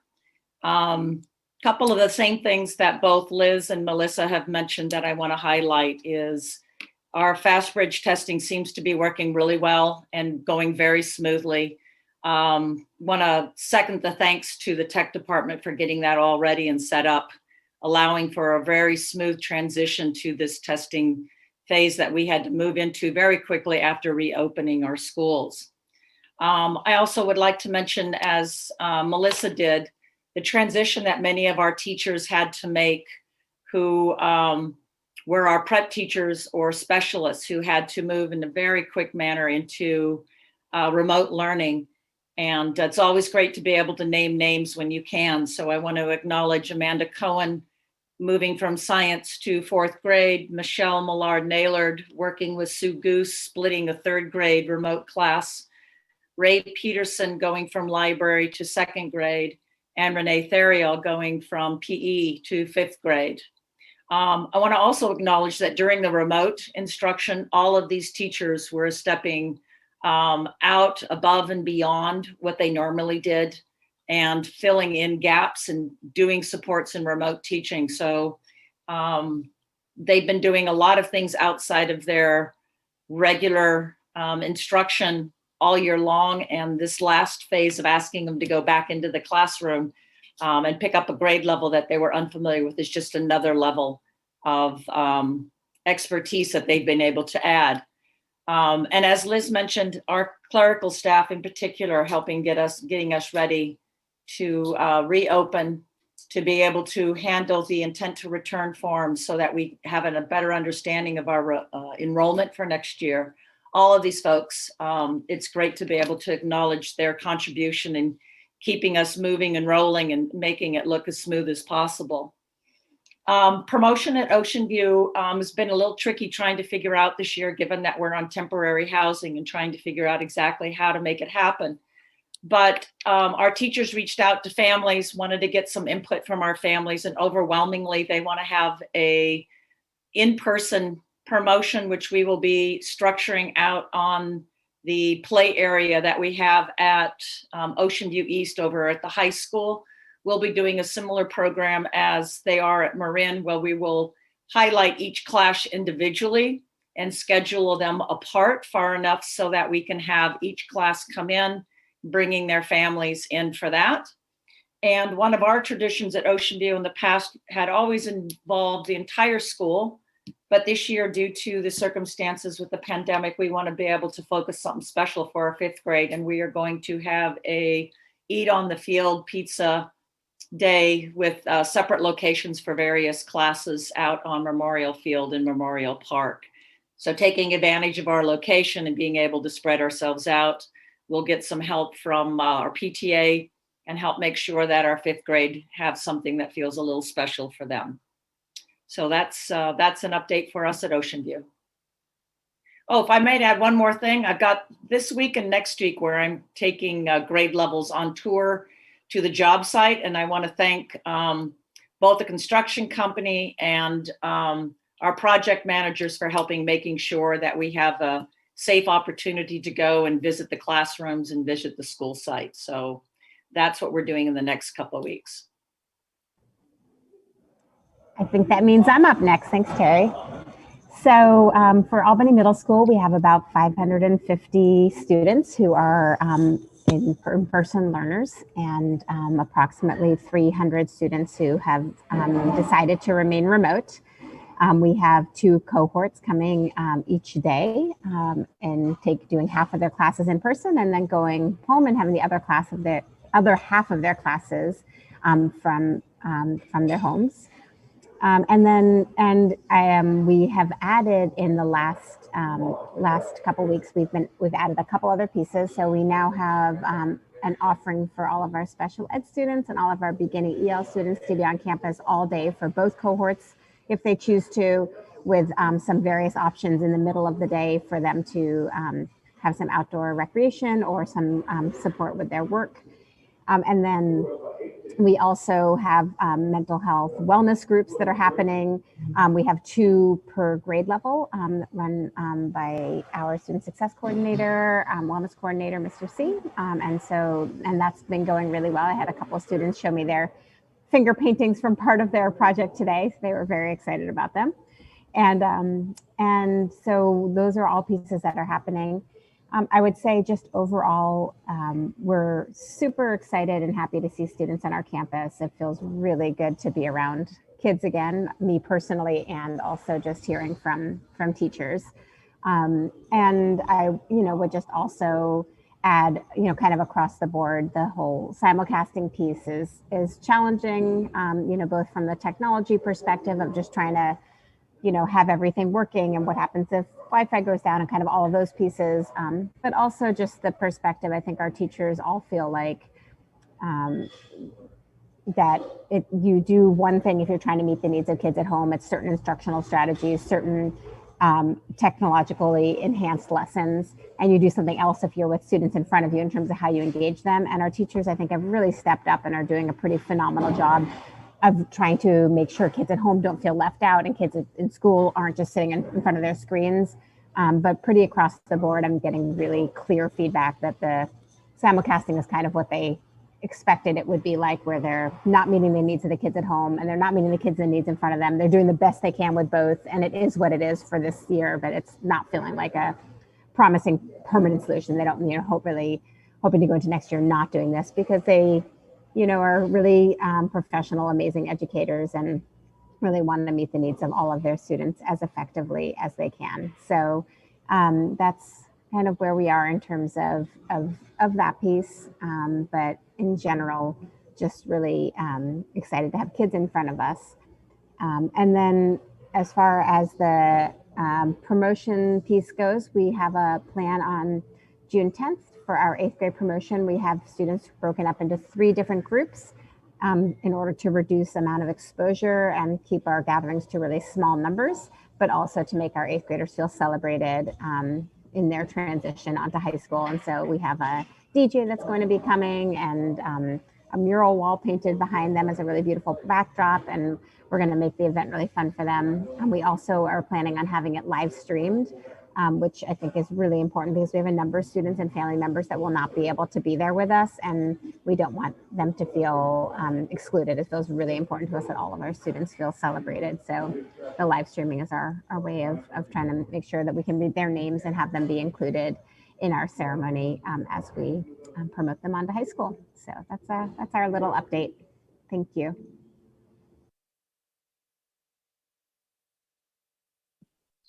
Great. So at the high school, we have a couple weeks into our academy program. So our modified plan for how we were doing the hybrid instruction. We have about 45% of our students participating. If we also include those students doing in-person athletics, and we are doing almost a full in-person athletics program, with the exception of a few sports. So with our program, we've generally had a lot of success.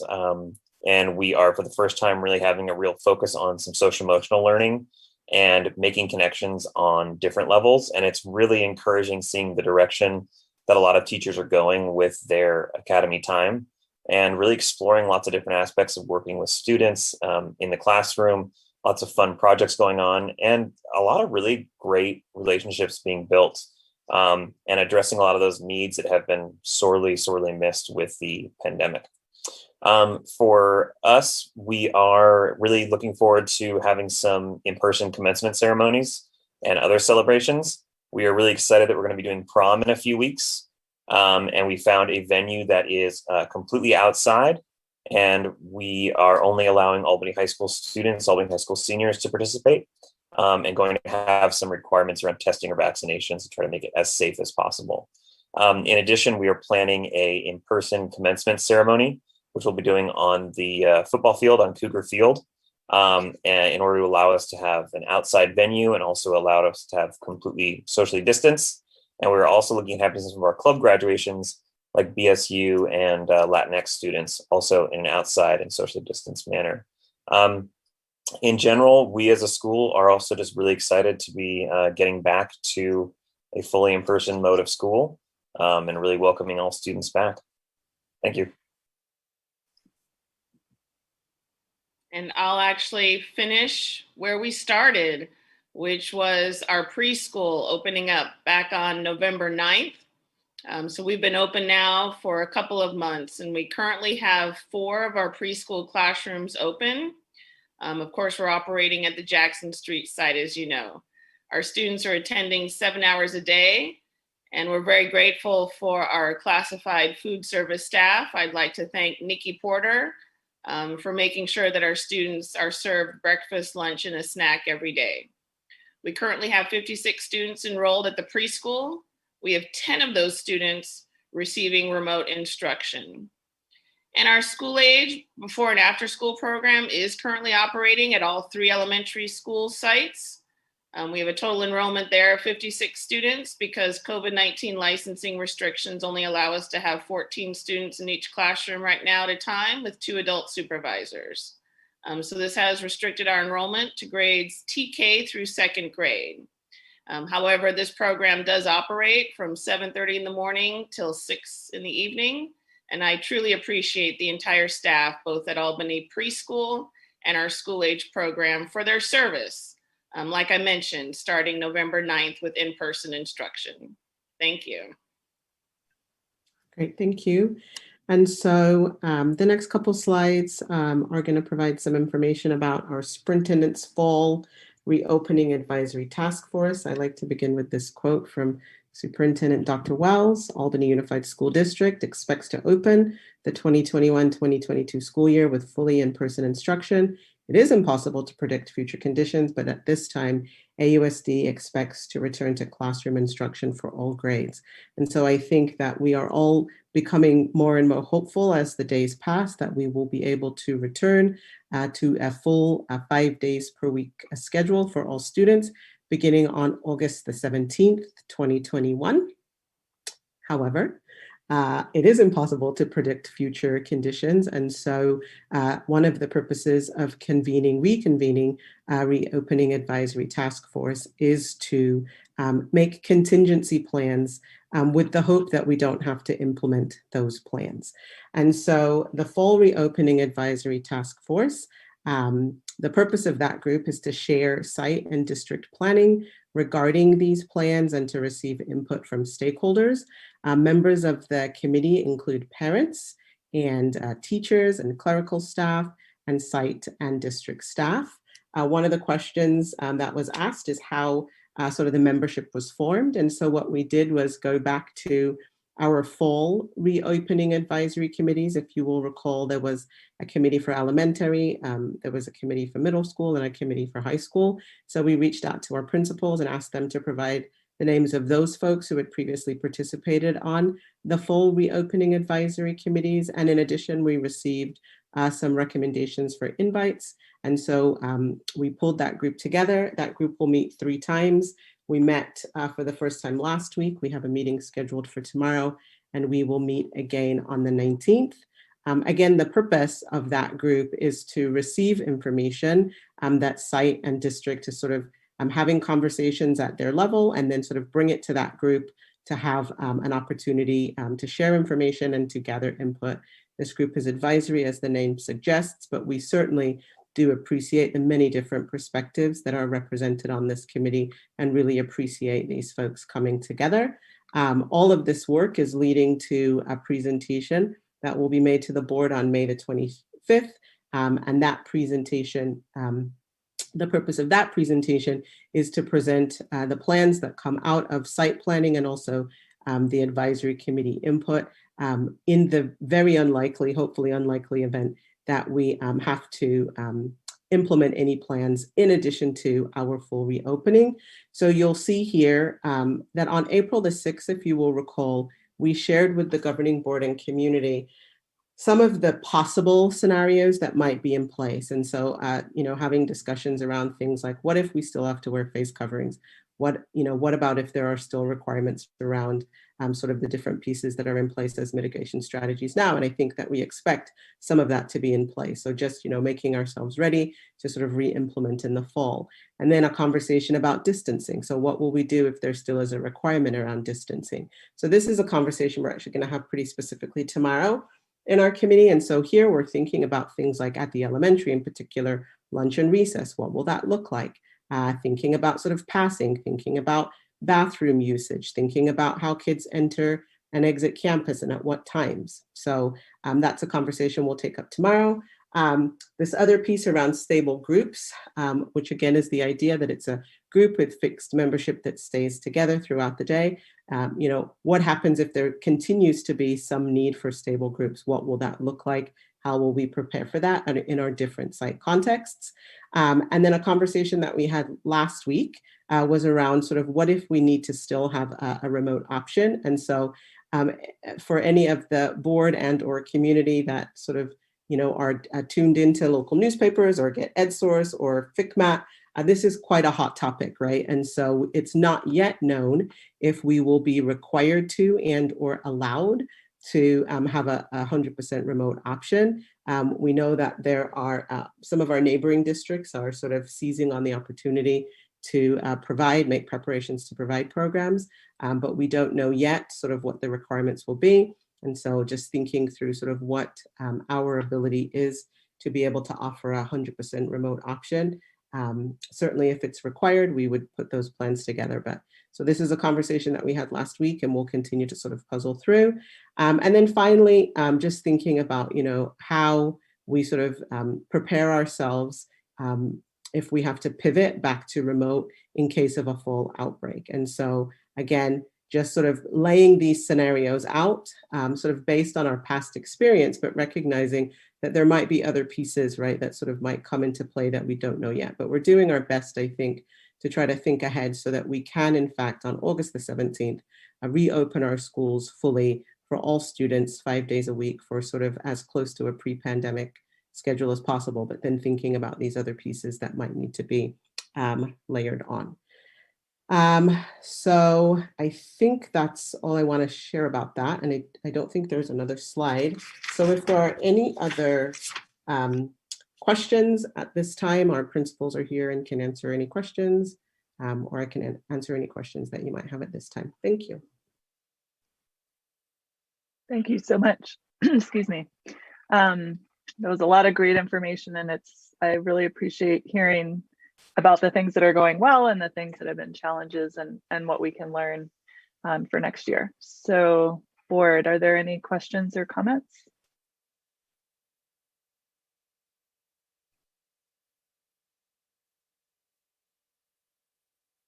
Great. Yes, Trustee Boyd. This is just a comment. I just wanted to thank the principals for presenting and for all of the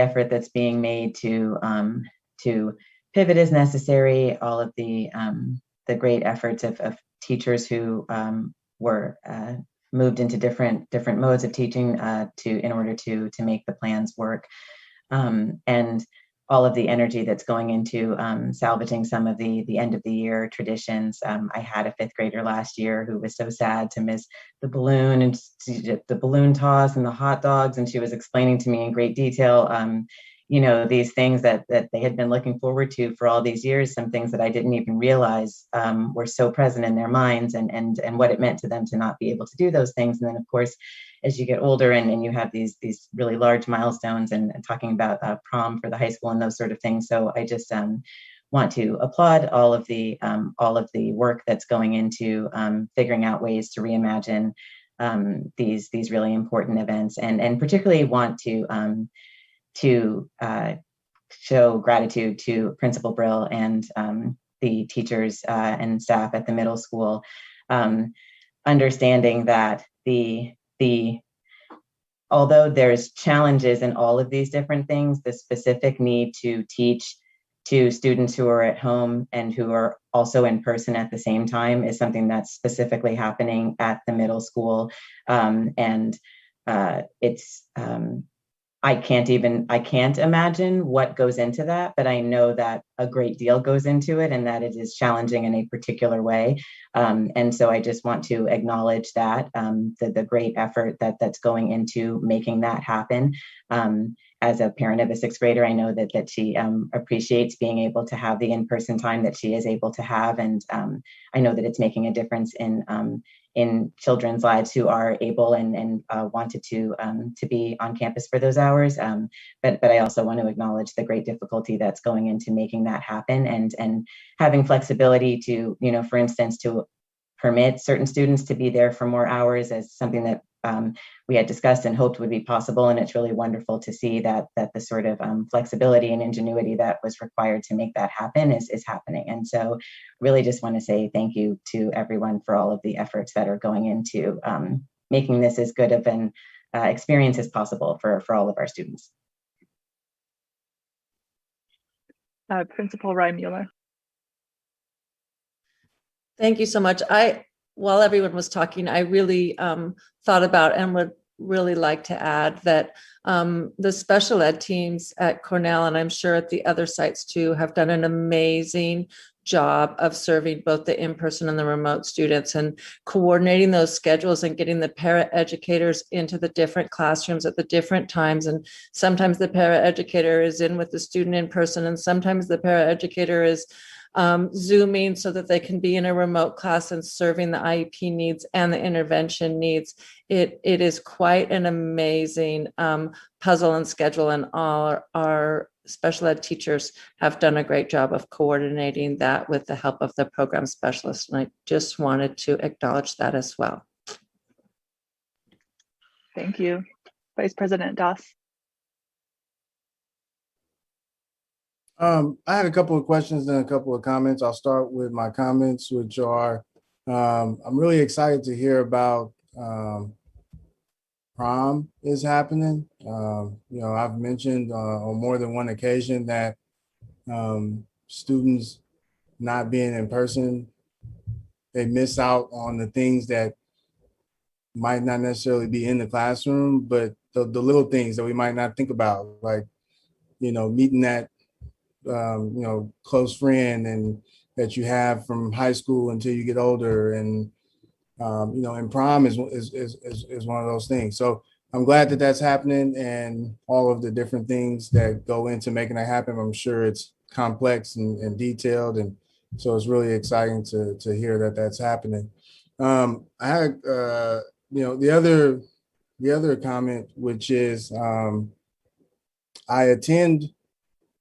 have a student that attends one of the elementary schools, but I hear about, all of them, and I've seen them in action, each morning, driving around doing drop off and pickups. And it's just amazing to see, watching the kids walking to Marin, watching the kids walking to Cornell, and watching the kids walking to Ocean View. It's just amazing to see. And, doing the elbow bump with parents that are, really excited about the drop off, or the awkward, let me pull my mask down so you can really hear what I'm saying, it's just exciting to just, kind of be out there and be all in it. So that's really nice. My two questions are for the high school and Principal McNally, you mentioned the athletics. I'm wondering if you have numbers around how many students are actually participating in the athletic program in person. I believe it's about 120. Okay. And then my other question for the committee is, are there discussions or are there plans in place to kind of mitigate the learning loss? Because I know that with everything that's happening, there might be, students that are getting even more behind. There's some students that haven't been able to participate at all for one reason or another. So I'm just wondering if there's discussions being had about like learning loss at all the different levels during the committee, and kind of how that might be addressed, or if there's conversations and thoughts around that. Yeah, I would say that we did not identify that as a topic of conversation for the committee per se, but I do know that that's a conversation that's ongoing among our principals and sites, and I do know that tonight there'll be some conversation here at the board level around that piece specifically as we talk about the Expanded Learning Opportunities grant, and there will be opportunity between tonight and the next board meeting to get input from staff and parents around our discussion, to inform our discussion that comes forward on the 25th of May. Thank you. That's all my questions and comments. Trustee Duran. First, I want to thank the principals for being here tonight. I know you've had a long day, and for sharing with us, because I am one of the board members that don't hear so much. So it's great for me to hear what you have to say about how hard your staff is working and all the different things that are going on right now at school. And I have to mention that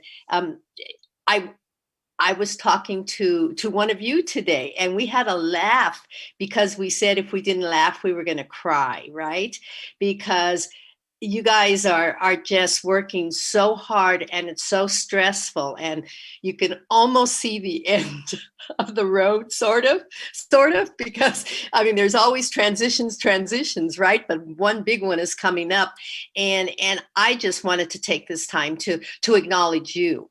You always come and you appreciate, and talk about your staffs. Well, I just want to acknowledge and appreciate and celebrate you guys. You are also essential workers. You're the first ones that parents can see or kids can run into, whatever. And so you are really key to it really happening for all our kids. So I just want to really thank you sincerely for all that you do, and hang in there.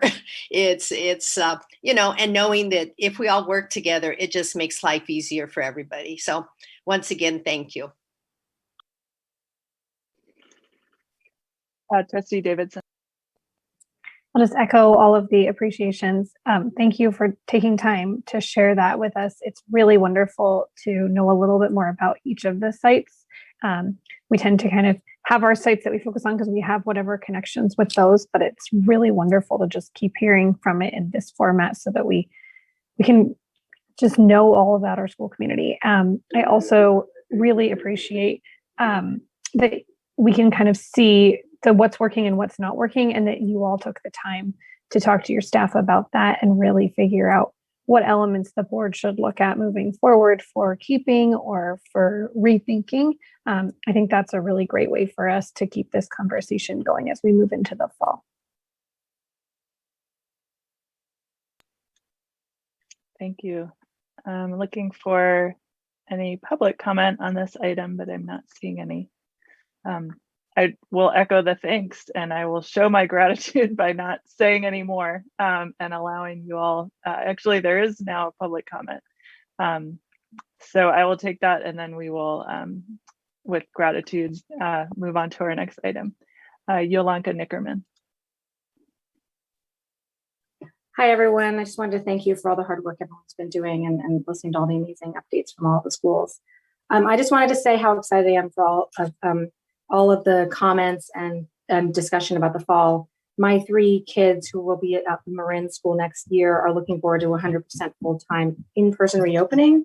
I myself am excited for middle school and high school students to go back full-time at all grades, and as well as for all the electives and services to return in person. I know there's talk of the remaining COVID funds, and I just wanted to say that I hope those are focused on teacher pay, mitigating learning loss, students with IEPs, and other aspects of education that have sometimes suffered during COVID. So I'm really excited for the fall, and really pleased to see all the focus on full-time return in the fall. So thank you. Thank you. And with that, we will move on to our review and discussion items. And we start with item 13-2, our board appointed student achievement committee. And I will turn this over to Dr. Wells. Yes, we're excited tonight to bring to you the student achievement committee report. And this is I guess we'll call it a duet. It would be our assistant superintendent, again, Marie Williams, along with our executive director, Alexia Ritchie. And so I'm handing the baton over to, first up, Marie Williams. Good evening. Thank you, Superintendent Wells. Again, Board President Hinckley, Vice President Doss, and community. This is really a pleasure and an honor to be able to bring forward this item this evening around the establishment of a board-appointed student achievement committee. As you see here in the background, at the August 11th board meeting just this school year, the superintendent announced the formation of a student achievement task force. That group was composed of parents, trustees. I'm barely getting what's going on. So sorry, one moment.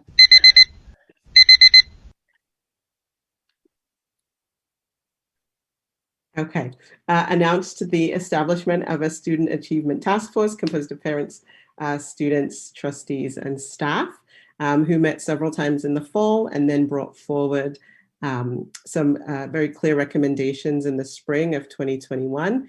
I think just sort of going back to what Dr. Wells said about sort of, things to celebrate, I really think it was quite a feat that even in the midst of sort of all of the challenges we were facing around school reopening, our superintendent had the foresight and the determination to keep this conversation around student achievement front and center.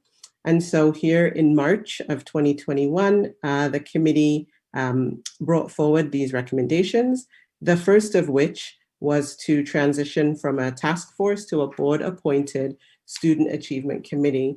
And the opinion of the group was really that sort of the conversations were a good start and that there was a lot of energy and momentum around this topic, but that there was a need to sort of keep this conversation moving forward in a formalized fashion. And so that's the item that we're bringing forward specifically this evening for review and discussion. I did want to touch on and also allow our executive director to touch on some of the other recommendations coming forward because we are making progress on all of these. So the second recommendation was around implementing universal design for learning and multi-tiered systems of support. And so in the past couple weeks, myself and Jen Gritman have had an opportunity to meet with an organization that provides professional development in universal design for learning. And we are planning to offer professional development around UDL beginning in the fall. Julie, you're going a little too fast and I'm still on the numbered items. Thank you so much. And I just want to say that sort of, one of the topics that we have been addressing much this year through professional development is anti-racist teaching practices. And we were able actually to identify a resource that will allow us to integrate both the topic of universal design for learning and anti-racist teaching, which I think is really a great next step for us. I think it's really important that we not lose the thread around culturally responsive teaching moving forward. And so, we have an opportunity to incorporate universal design for learning into the work that we're doing. So that work is moving forward and you will hear much more about that in the fall. You heard a little bit about a student advocacy board, but I'm going to cede the floor to Ms. Ritchie so she can share a few sentences about that. Thank you, Assistant Superintendent Williams and the community joining us today. First, I'll touch on the Student Advocacy Board. Much thanks to our student trustee, Leo Corzo-Clark, and trustee Audrey Mala for helping vet through the bylaws and the structure of these boards. We are very excited to start early at Albany Middle School with their own Student Advocacy Board, mentored by student leaders at Albany High School. I'll be working with the principals, the assistant principals, and some of the other teachers who are helping in that leadership effort already. We're very excited and hope to get this started in the fall, if not over the summer with some additional planning. And then you might be touching as well, Assistant Superintendent Williams, on the equity policy. I do know that we're working with our consultant, Nicole Anderson, on that equity policy, and I believe it will be presented to the board shortly. Thank you. Thank you, Mrs. Ritchie. So we can move the screen just a little, please, Ms. Shin. Thank you so much. So the purpose of the Student Achievement Committee is ultimately to close gaps for underserved students, equity, opportunity, and achievement gaps as they exist in our district, and to address whole child and social emotional student supports. I think we recognize that anytime we're having a conversation about academic achievement, we must also be talking about the whole child. We must also be talking about social, emotional, and mental health needs of students, because those two things do certainly go hand in hand. We also have an interest in having this body serve as the district's LCAP advisory group. So right now we have a separate body, LCAP advisory group. But what was interesting to note was how many members from the district's LCAP advisory group actually hopped over to the Student Achievement Task Force. So we're just looking for an opportunity to create some cohesion there and be able to sort of have these conversations sort of in one place and not sort of be too sort of fragmented in terms of sort of the conversations that we're having around student achievement. So that would be another purpose. And then finally, to engage the community in an inclusive, collaborative, and transparent process. I think at various times since my tenure began here, we've had conversations about how to close gaps for students.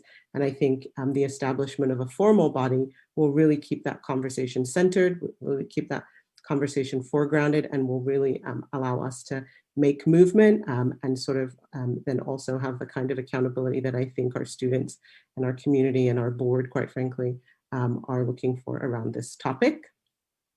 So if you go down just a little bit, so the next few paragraphs, I won't read through them all, but there was a request to sort of present information that spoke to, what are the gaps in Albany Unified? And I think that there are different ways that folks sort of conceive of or perceive sort of what the gaps are. So what I've presented for you here are some of the metrics that we often cite when we are talking about student achievement in our district. So you see achievement metrics around smarter balanced summative assessments for English language arts and math. You'll see that overall our students performed fairly well on both of these assessments, at least they did in 2018-19, but then you can see some of the disparate performance that exists for some of our student groups. So for example, 42% of African-American students meet and exceed standards in English language arts and math. 67% of our students identified as Hispanic Latinx meet and exceed standards in language arts, and 55% for math. And then you'll see 35% of students receiving special education services meeting and exceeding standards in English language arts, and 32% for math. If you go down just a little bit to the next bullet, and so the LCAP will be coming before you in just a couple meetings here. One requirement of the local control and accountability plan is that we identify the state indicators for which performance of student groups is 2 or more performance levels below the all student performance. And there's a requirement that when we are drafting our LCAP, we address specifically these gaps. And so you'll see here that there are gaps for our students identified as African-American in English language arts, math, college, career, and suspension rates. There are gaps for our students identified as economically disadvantaged in suspension rates. And then there are gaps for students identified as students with disabilities in English language arts, mathematics, and college and career. If you go to the next set of bullets, you'll see more data from our dashboard, which speaks to some of the other areas in which we have sort of overall performance at a particular level and then gaps for student groups. And I won't go through those. Those are there for you in the backup. If you go down just a little bit, Ms. Shen, please. And so it is the intent of this committee to really review as much data as we can get our hands on. To quote our superintendent, everything starts with data. And so there is an impressive list here of metrics that we would be considering as we think about how to implement systems that eliminate gaps for underserved students in our district. I won't read those off. You can see them there. Michelle, you can keep scrolling for us, please. You'll see there, though, that we do feature our local assessments that were implemented for the first time this year and that our principal spoke about today, FastBridge, which have been administered, were administered in the fall, were administered mid-year, and then you heard that our elementary sites are currently implementing our third trimester local assessments. And then there are other metrics that we can look at in terms of grades, in terms of enrollment and passing rates in advanced placement, in terms of enrollment in our various intervention programs, and our school accountability report cards. So now to come down to the composition of this committee, what is being proposed is that there would be teachers and parents. And in thinking about both teachers and parents, we wanted to identify sort of very specifically groups of parents and teachers that we would want to be included in the committee. Certainly those parents whose students are underserved in the district, and then also other parents to ensure that there is sort of diverse representation on the committee, and then also looking to include classified staff, site administration, and then also board trustees and site and district staff. Michelle, if you could keep scrolling.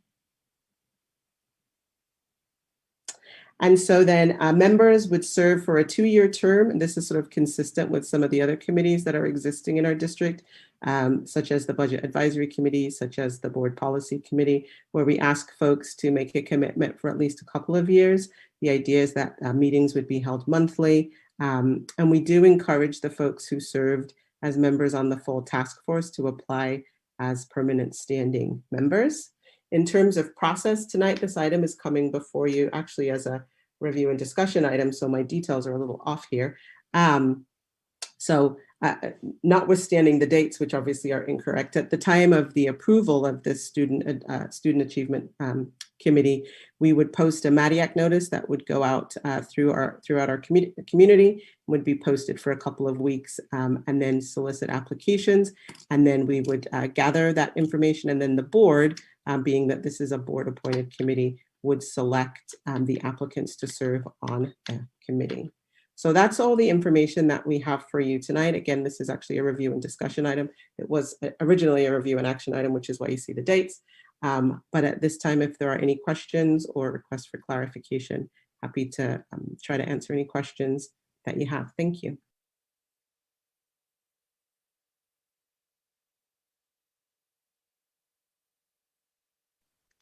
So board, any questions or comments? I think we can take the, thank you.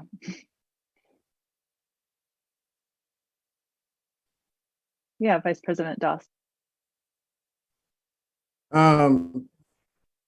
It's like a small, but so the abbreviation for this committee is the same as the previous committee that was mentioned. So is there going to be a name change so that the community can differentiate between the different groups? Yes, we essentially did that. The task force was what started off, and now it's converted to a board committee. And so we was hoping that would be differentiate the different kind of committee. Task force being short-lived and to accomplish an objective, and a committee is ongoing. And so now it would be a board committee of the highest level in the district. I think what Vice President Wells is talking about is how the Student Advocacy Committee is the SAC, and then the Student Achievement Committee would also be SAC. Oh, thank you. Trustee Clark, I appreciate it.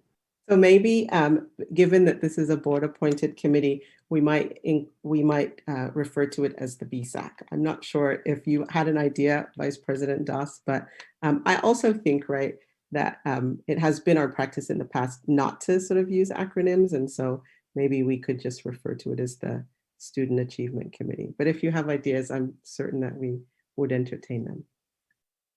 Maybe just putting board in front of it.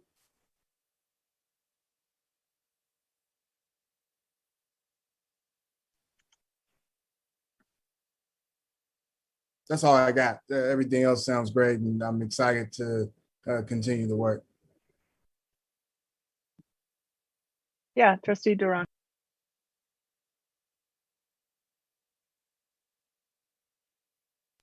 You're on mute.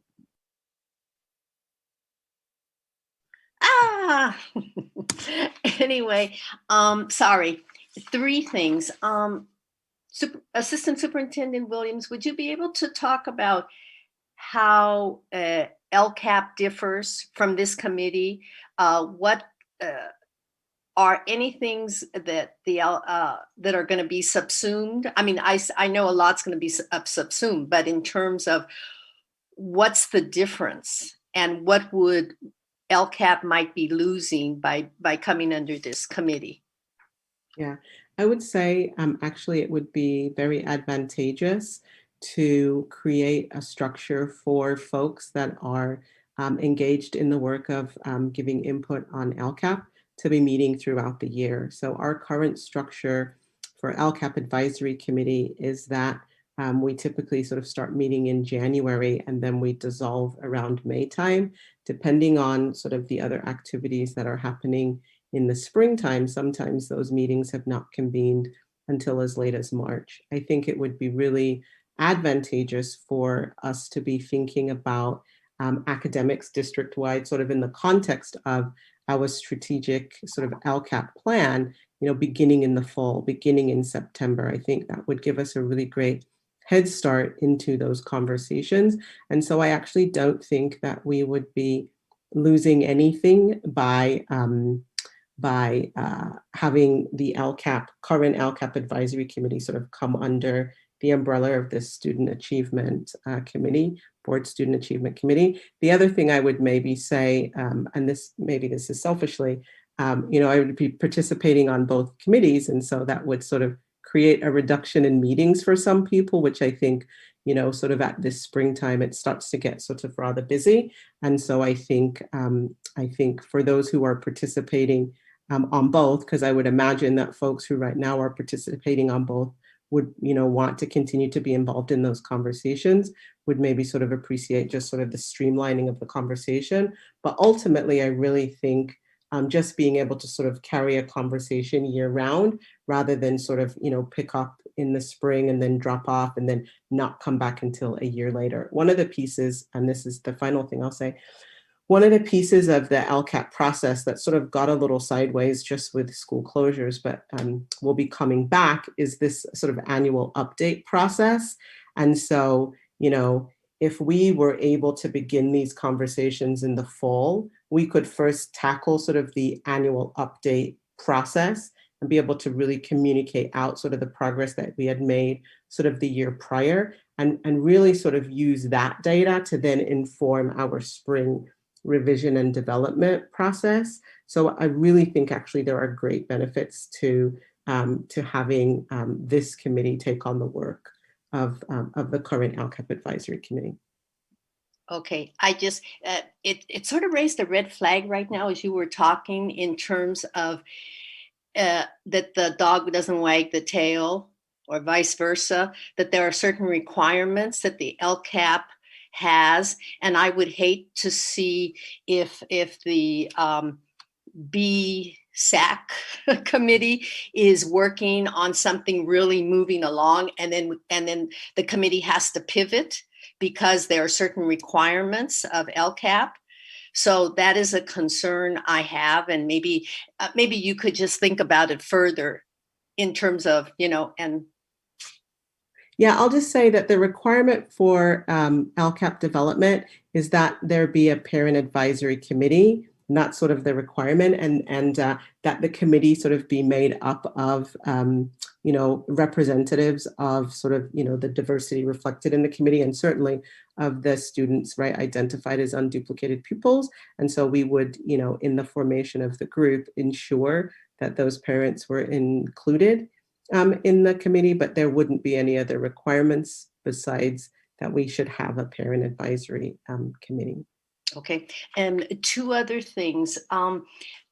Not that I belabor points, but data has been one thing that has really concerned me since forever, and in particular, the way data is presented.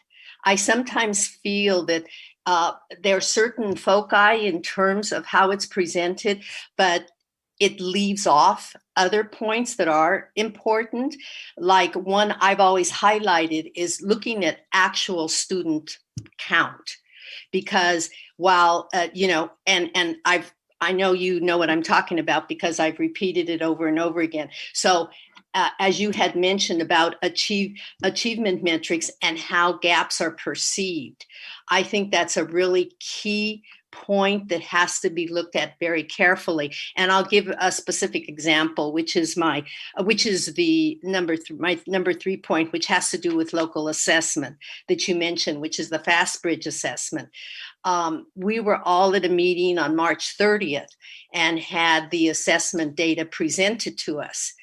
But we really, as a board, didn't have much time to digest it, to analyze it, to speak to each other about it. So afterwards, I went and I started doing some numbers, and you can certainly correct me later because I can only do up through 5th grade math, but that's basically they were there, which was numbers and percentages. And so when I went back and really looked at it, for example, I took all 3 elementary schools, and in reading, 27% of the students with some risk were Latinos. 39% of the students with high risk were Latinos. In terms of math, 29% of the students with some risk were Latinos, and high risk, 38% were Latinos. And yet I never felt or heard that interpretation of the data until I had to go and break it down myself. In terms of AMS and AHS, there's really some interesting stuff going on in terms of ethnic groups, et cetera. In terms of failing grades, those were pretty startling when I went back and really broke the numbers down. And I fear 2 things. One is that we move way too quickly through assessments or through the data that's given the board. The board doesn't really have an opportunity to really digest it from different perspectives. And so I felt I needed to bring this to the attention of the board so that we could look at data from different lenses, so to speak, and also that as a board, we take the time to not just look at the charts that are given to us, but that we really understand what those interpretations are of the data. So I just wanted to make those couple of points.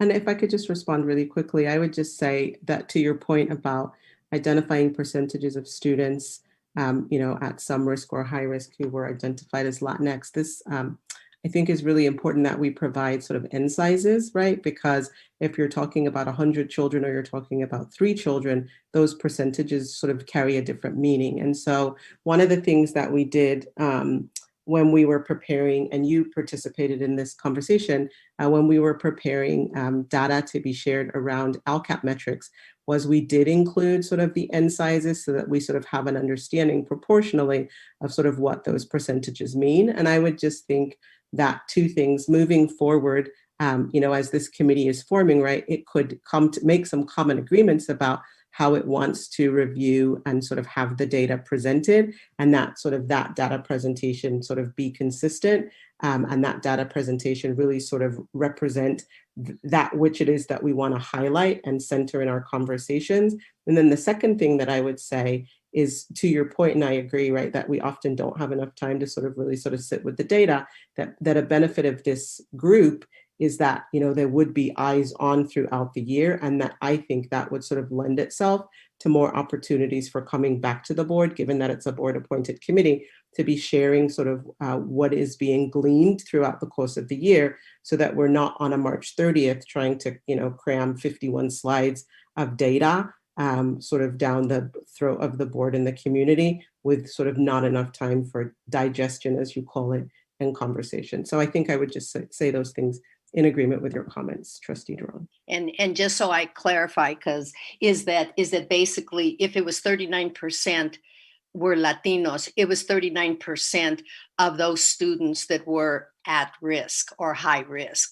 So it wasn't 39% of the Latino population in the district. It was specifically to those fast bridge assessment data.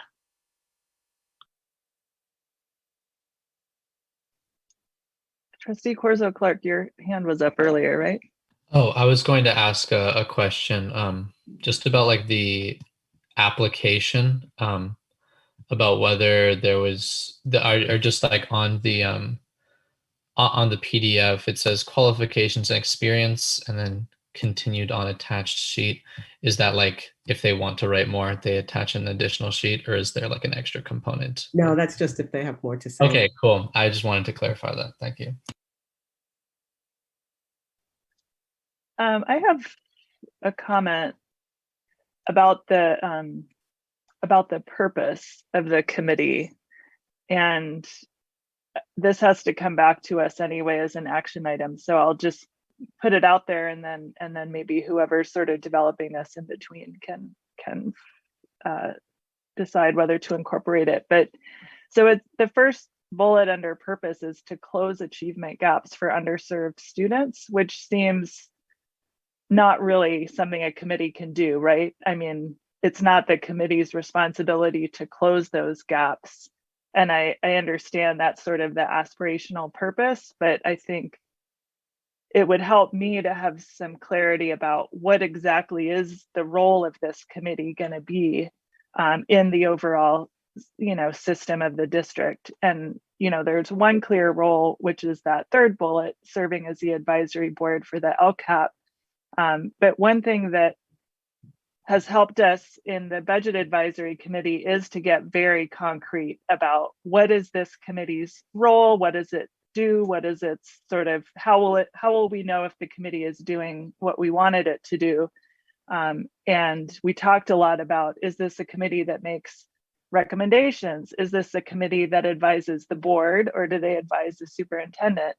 And I think the two things this committee could be looking at are both policies and spending.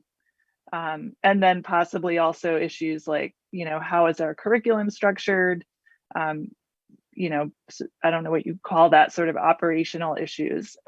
So it would, I don't know whether it belongs in this sort of mission statement, but it would, I think, be helpful for the board and for the committee once it starts working to understand what is the committee's actual function. And I think a couple of trustees have identified one core function, which would be to really digest and dig very deeply into the data. And there's also a parallel there with the budget committee, where they learn a lot about the budget and get to be a group that can spend hours on one aspect, and then bring that knowledge to the board and help us to make better and better informed decisions. So I'd like to see that specifically built into the purpose of this committee, is to really look at our assessments, to see whether we're doing the right assessments, to look at that data and figure out how to break it down in a way that can actually help us make policy decisions and make spending decisions. And then the last thing, just on the same idea, is that fourth bullet point about engaging the community in inclusive, collaborative, and transparent process. I think I would still want to know, what is that process? What is the end goal of that process? Is it that they're educating the community about the achievement gap? Are they facilitating a process for the community to make decisions about what to do about the achievement gap?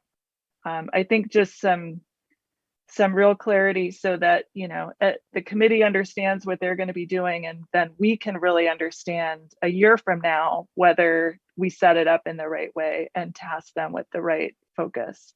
Because I think we all share the same sense of urgency that we haven't really gotten traction on this, and that we want more ways to really understand what kinds of improvements we can make to better meet our commitments to real equity and real service to every student.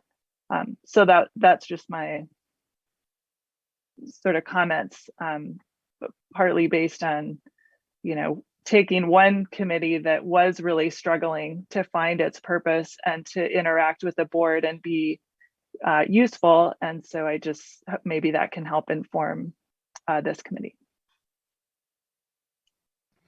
Duly noted and much appreciated. So I don't see any other board comments or public comment. Is there anything else? Oh, yep, Vice President Doss. Yeah, I just wanted to I think that it's important that we as a board come to the consensus that we want to empower everybody that's involved with this group. We want to empower them to have the ability to think outside the box without worrying about, and I think that a lot of times individuals might have great ideas, or they might, have, something that they're thinking about. And because traditionally it's hard to do something different. Oh, that's the way that we've always done it. Oh, that's the way that it's always been. That sometimes it might be scary to think outside the box, or to present an idea, or to bring that forward, or whatever it is. So I just want to make sure that everybody involved feels empowered to do something different. You don't have to, it doesn't have to just be the way that it is, because when we're talking about this subject specifically, the way that it's always been isn't working. And those students are still struggling so consistently that there's a name for it, and there's been studies on it, and there's people that can like go to school and learn about this specific gap in education. Like, you know what I mean? So it's okay to think about something different, and to think outside, and the board will support that and encourage that. And however we can kind of get to where we want to be, which is the success of every student, we welcome that. So I just wanted to mention that before we close. Thank you. And I should also have said, just really appreciate all the work that went in, to the earlier task force to make this recommendation. And I think, yes, as Vice President Doss said, whatever we can do to facilitate this committee really moving us forward, please let us know. Do you need any more direction or input from us to create the action item? I think we have it all. Thank you. All right, we do have one public comment, which I'm going to start. Sarah Haller. Good evening. Hi, can you hear me? Yeah. Good evening, everyone. I'm a teacher here in Albany, and I have actually never participated on a board appointed committee. And as I was looking online at the agenda packet, I felt as though I still had some additional questions about what the role responsibilities would be, some logistical questions, and I'm just wondering if more information on this opportunity will be available when it gets posted, or if the kind of information I'm seeing now in the agenda packet will match pretty closely with what's going to be available. Some of the types of questions I'm wondering about is, how often will this committee meet? I apologize if I missed that. Perhaps it might have heard monthly, but would the meetings be in the evening? Would they be on Zoom? Would they be in the afternoons? Type of logistical questions. It's certainly a topic that I'm sure is going to interest a lot of people.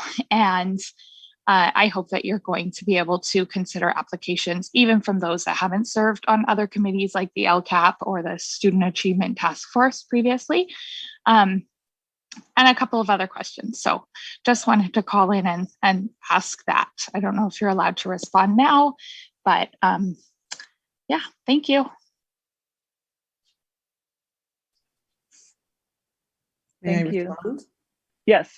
Yeah, I would say in terms of sort of actual, timing when the committee meets and on what days, I think that would be decided once the committee is formed, right? I mean, I think we don't know yet who's going to participate, and I think we want to make the opportunity as feasible and workable for as many people as possible. So I think sort of not going in already with sort of, restrictions, I think will create an opportunity for more people to apply. And then I also would just say, Sarah, I know to be a person who often has really good questions, and I would encourage you, Ms. Haller, to send me an email. Maybe there are others who also share those questions, and that might be helpful for others who are considering whether or not they'd like to submit an application. So thank you.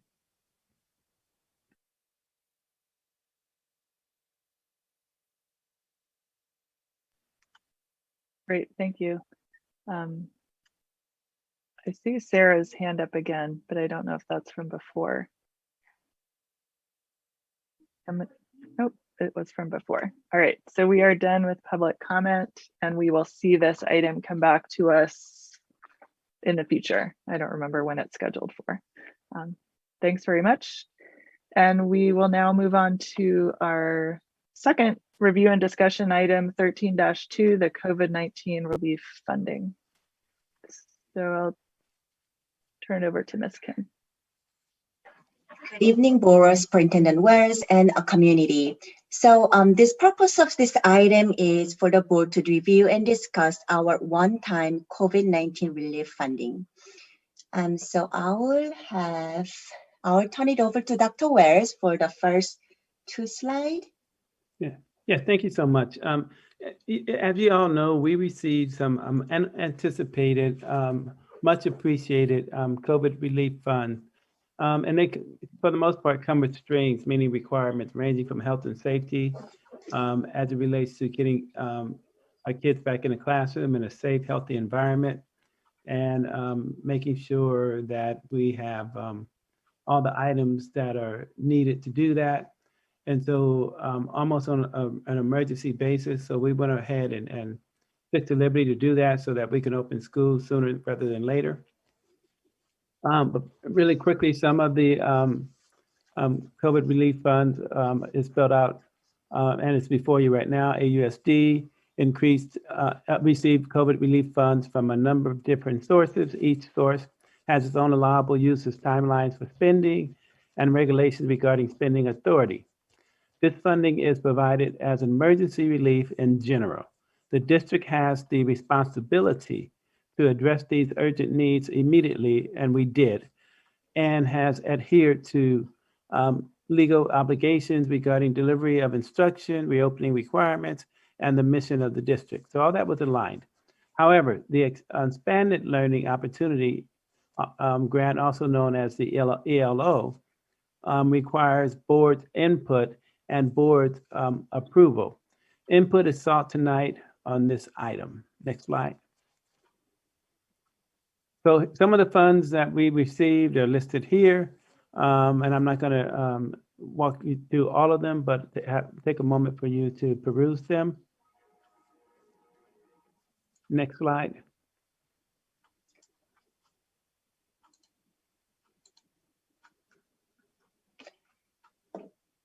Okay, I can just take this over from here. So there are many categories, but this is our main pot of money that we have left, and we can go over and we can plan for it for the rest of the school years and for the next 2 years. So the in-person instruction grant, so these are allowable uses. It can address ventilations and other health and safety items, cleaning, disinfection, social and mental health support, and also COVID-19 testing, PPE, and sellers for employee providing in-person instruction services. The next big item is ESSER money. So we are getting ESSER 1, ESSER 2, and ESSER 3. And I'll go more details later on. So the difference of this ESSER monies is less restricted than any other grant, meaning on top of anything, it can ELO money and in-person money can do. This also adds meals for students, educational technologies, and also when you look at this left bottom here, other activities that are necessary to maintain the operations of and continuity of services and continuing to employ existing staff of the district. So those are slide from the state and state agencies. Let's see. And this ELO, our assistant, Mary Williams, will go over ELO grant. Yeah, so you'll see that there are 7 allowable uses of the Expanded Learning Opportunities Grant. And as Dr. Wells said, this grant does need to be approved by the board by June the 1st. So this is going to come back as a review and action item on May the 25th. So if we start at the left side here, some of the uses include additional academic services. So For example, this year we have implemented local assessments through FastBridge. That might be an example of an allowable use of assessment, an allowable use of the funds. You'll see staff training on strategies to engage families in addressing social, emotional, and academic needs. So that would be any professional development, an array of professional development that we might provide. You'll see integrated supports to address barriers to learning, such as mental health services before and after school programs. Then you'll see at the top there, extending extra instructional learning time beyond minimum requirements. So this is sort of looking like in some different places, a possibility of adding days onto a school calendar year, or adding minutes onto a school day, or it might look like, providing systems around like after school tutoring, or it might look like, adding instructional days on, for example, Saturdays, right? So adding a Saturday school program. So the idea here is extending the instructional learning beyond the minimum time requirements. And this one, and then the next one sort of speak directly to Vice President Doss's question, which was about whether or not sort of the reopening task force was taking up this question of accelerating learning for students as a result of school closures during the pandemic. You'll see the next allowable use, accelerating progress to close gaps. So tutoring, programs and materials, support for students identified as EL, again, opportunities for staff training, community learning hubs as an idea, and then finally support for credit deficient pupils to complete graduation requirements. So that might look like, currently we purchase courses through like Brigham Young University, BYU. So that might look like being able to procure those courses that students need in order to be able to meet graduation requirements. Okay. So the next slide is the big buckets of expenditures. So this is also, again, state agency provided to us how we can navigate this money. So the first item is the learning loss big picture, can address summer school, after school programs, and counseling programs, and mental health support, of course, mental health and other additional counseling staff. Operations, so this is interesting item. SR money we can use for legal expenditures, because we have a lot more legal expense this year due to COVID, meaning we have a lot more negotiations related to reopening schools. Also getting into MOU. And this second item here in operations, unemployment insurance. So what this is we used to only pay about $15,000 annually for unemployment insurance. Now we are projecting to have or pay about $730K in next 2 years. So in 2 years, instead of $30,000, we are projecting to have $740K, which was never in our budget, which is something that we have not expected at all. So this is really 100% due to COVID. So the state and federal is allowing us use that fund to address those costs. And technology, PPE, and of course, cleaning is disinfecting services and food services. So now the next category is the classroom improvement, which is HVAC upgrade, outdoor learning areas, something more like attached to our building and ground, and more of the capital asset project. Okay, so now we can go over the numbers. So this is a specific relief fund source and the amount, and also when you can see, this is I will say the first pot of money that we have received last year. Okay. So this is about $1.9 million that we have received last year, and we have spent it all at this point. So this was addressing for 1920 school year and 2021. Okay, so it's about $1.9 million, and I will show you the detailed breakdown here. So salaries and benefits for professional development days. For example, we have to have those PD days to show the teachers how to navigate the Zoom, or how to also use the online platforms and extra duties. And also we had a grade to TSA teachers to also help and address those informations and those new platforms and new online learning. Facilities, so salaries and benefits for our custodial crews. So when pandemic hit and we had our school closure in March 2020, our custodian crews spend many days and many hours to disinfect the whole schools.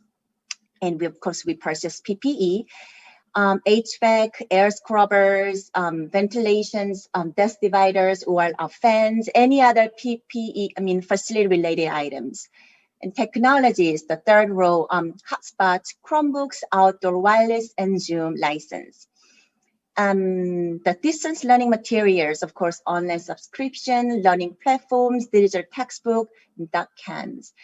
Now, this item is interesting because it has its own item, own separate line item for special ed contract, which is really for assessment and assistance. So I do want to mention that our special ed students are our core students and also in our general ed students. So all of these items from first to all of this, every single line items address also our special ed programs. Meaning when I said PD days for teachers, of course, we have those PD days for our special ed teachers. And any facility related items, air scrubber, ventilations, desk dividers, all include our special ed programs as well. So I just wanted to mention that it's all there, but this specific line item is just for the special education contract for assessment and assistant. The next line item, food service contributions, and it says school year of 1920. So I like to mention a little bit about it. So when we closed the school due to pandemic in March of 2020, we were not able to sell the food to our students and cafeteria for that 3 months, March to June 11th, okay? And we were serving our community, but it was very first time, it was very beginning. So we had a loss of about 160K just for those 3 months, okay? So now, our food service workers work really hard, and we have our community volunteers serving a lot more meals, and we had a great promotions.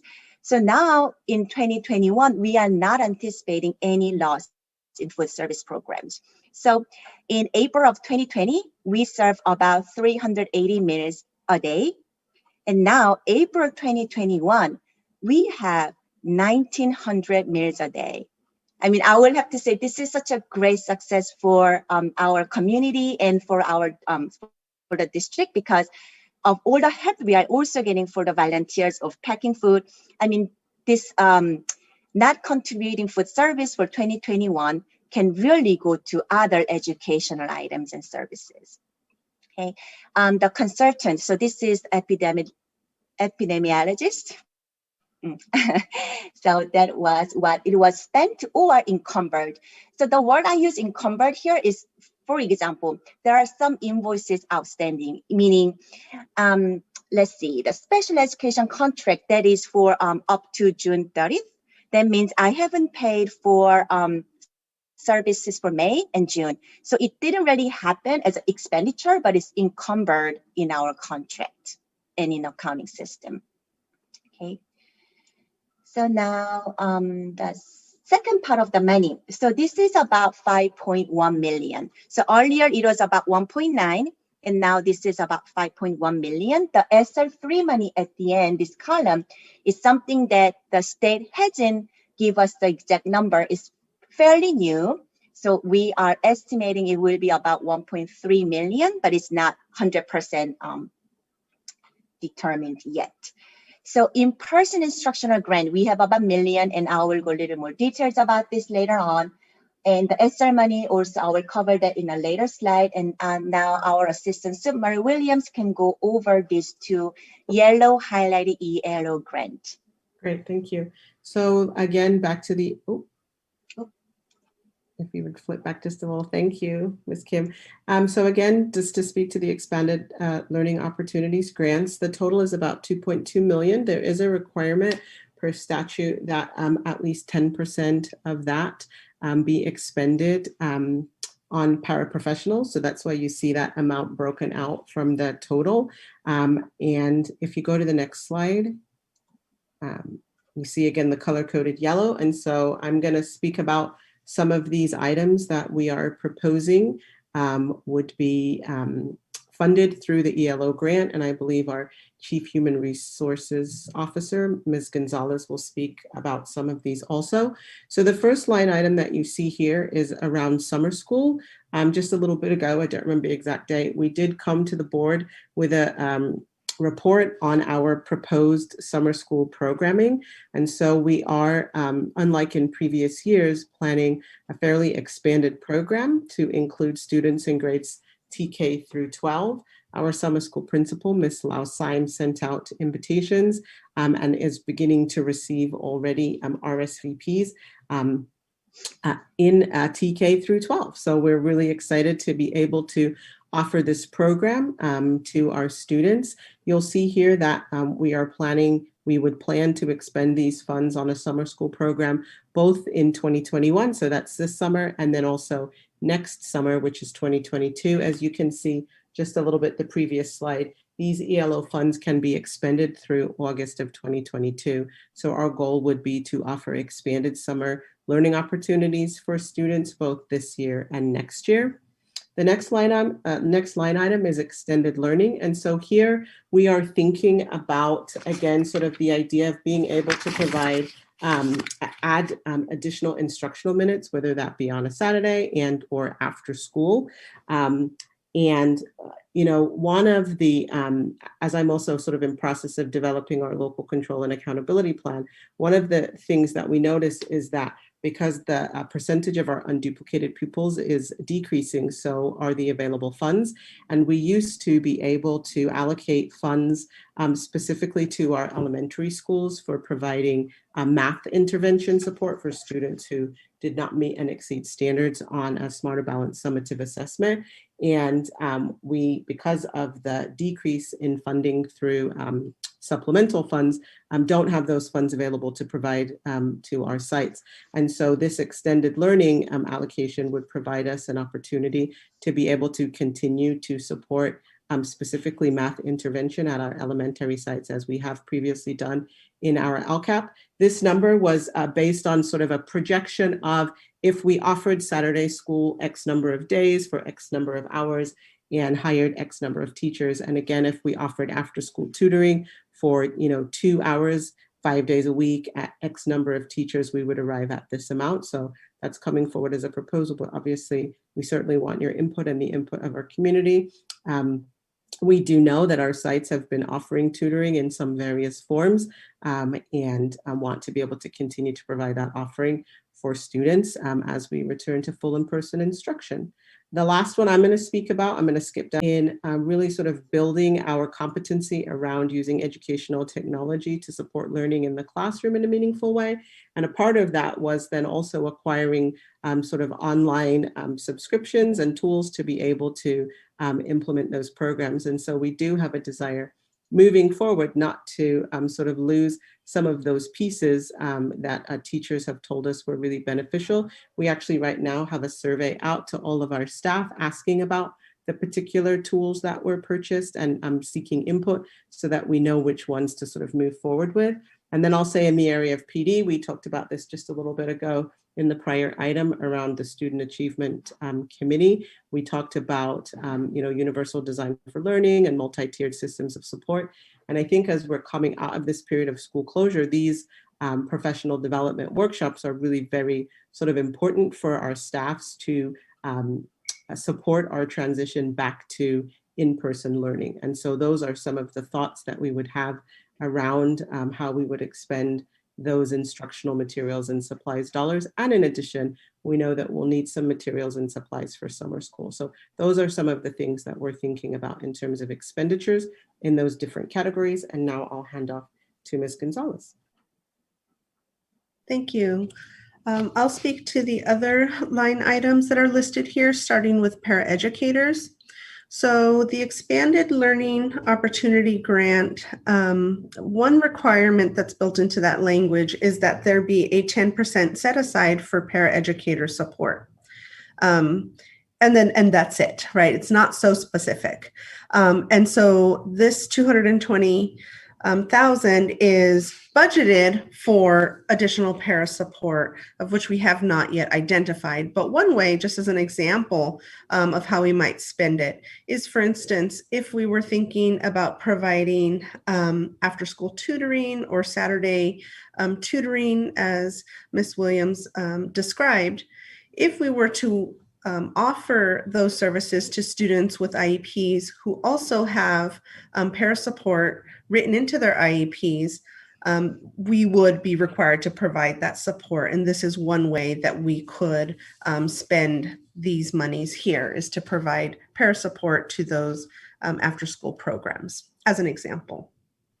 But as of now, it's just serves to meet the 10% set aside that we're required to do. The next item is special education.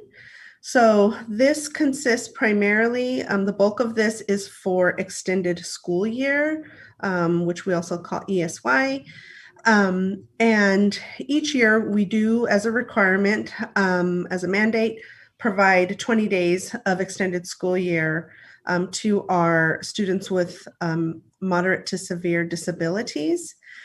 This year, we are looking to expand that program to offer a longer day and to offer, that's the main one, just a longer day to our students.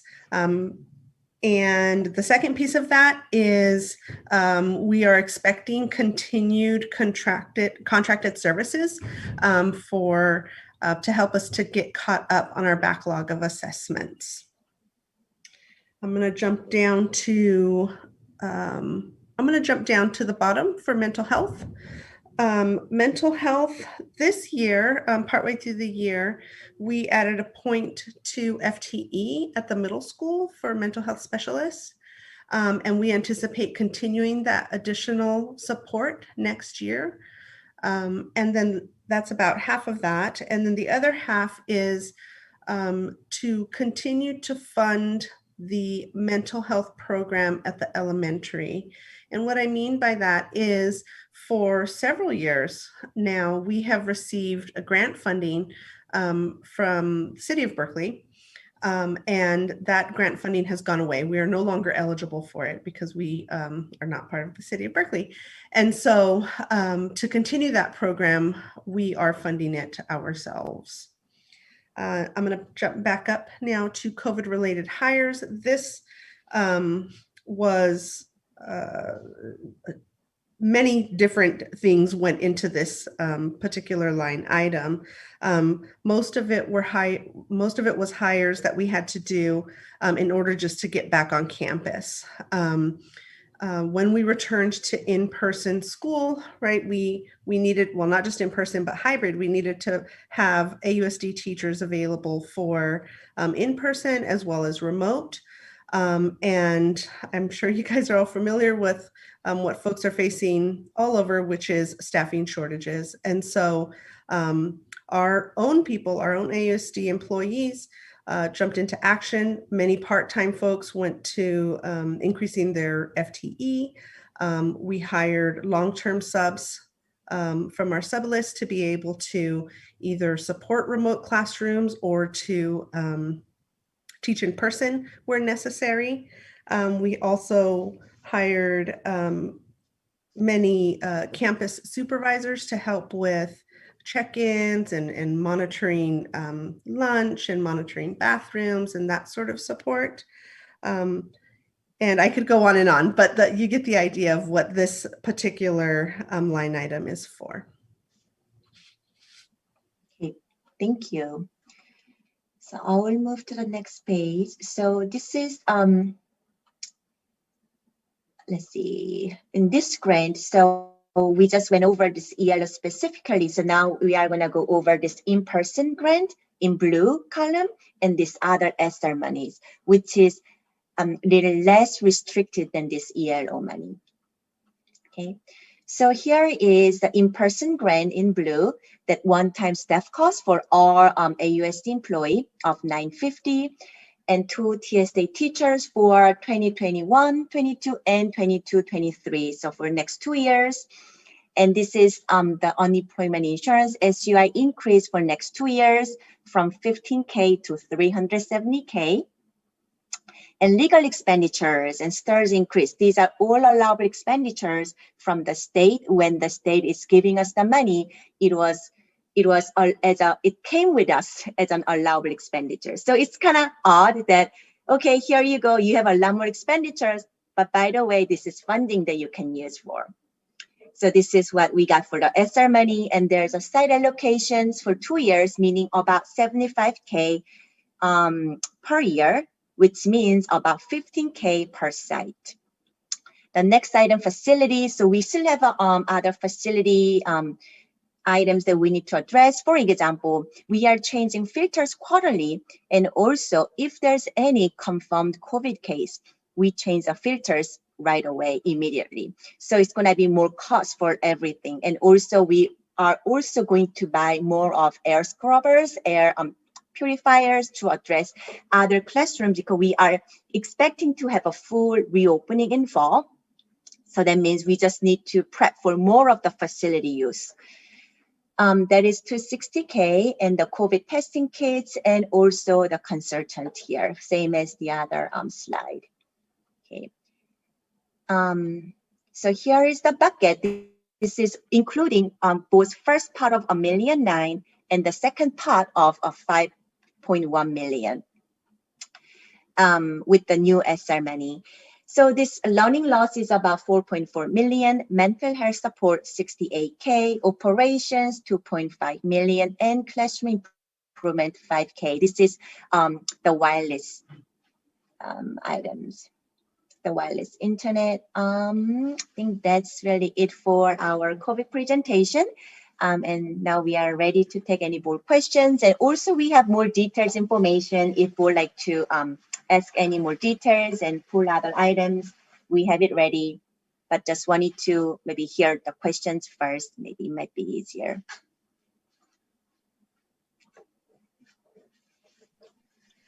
Thank you. Board, questions, comments? Yeah, student board member Corzo.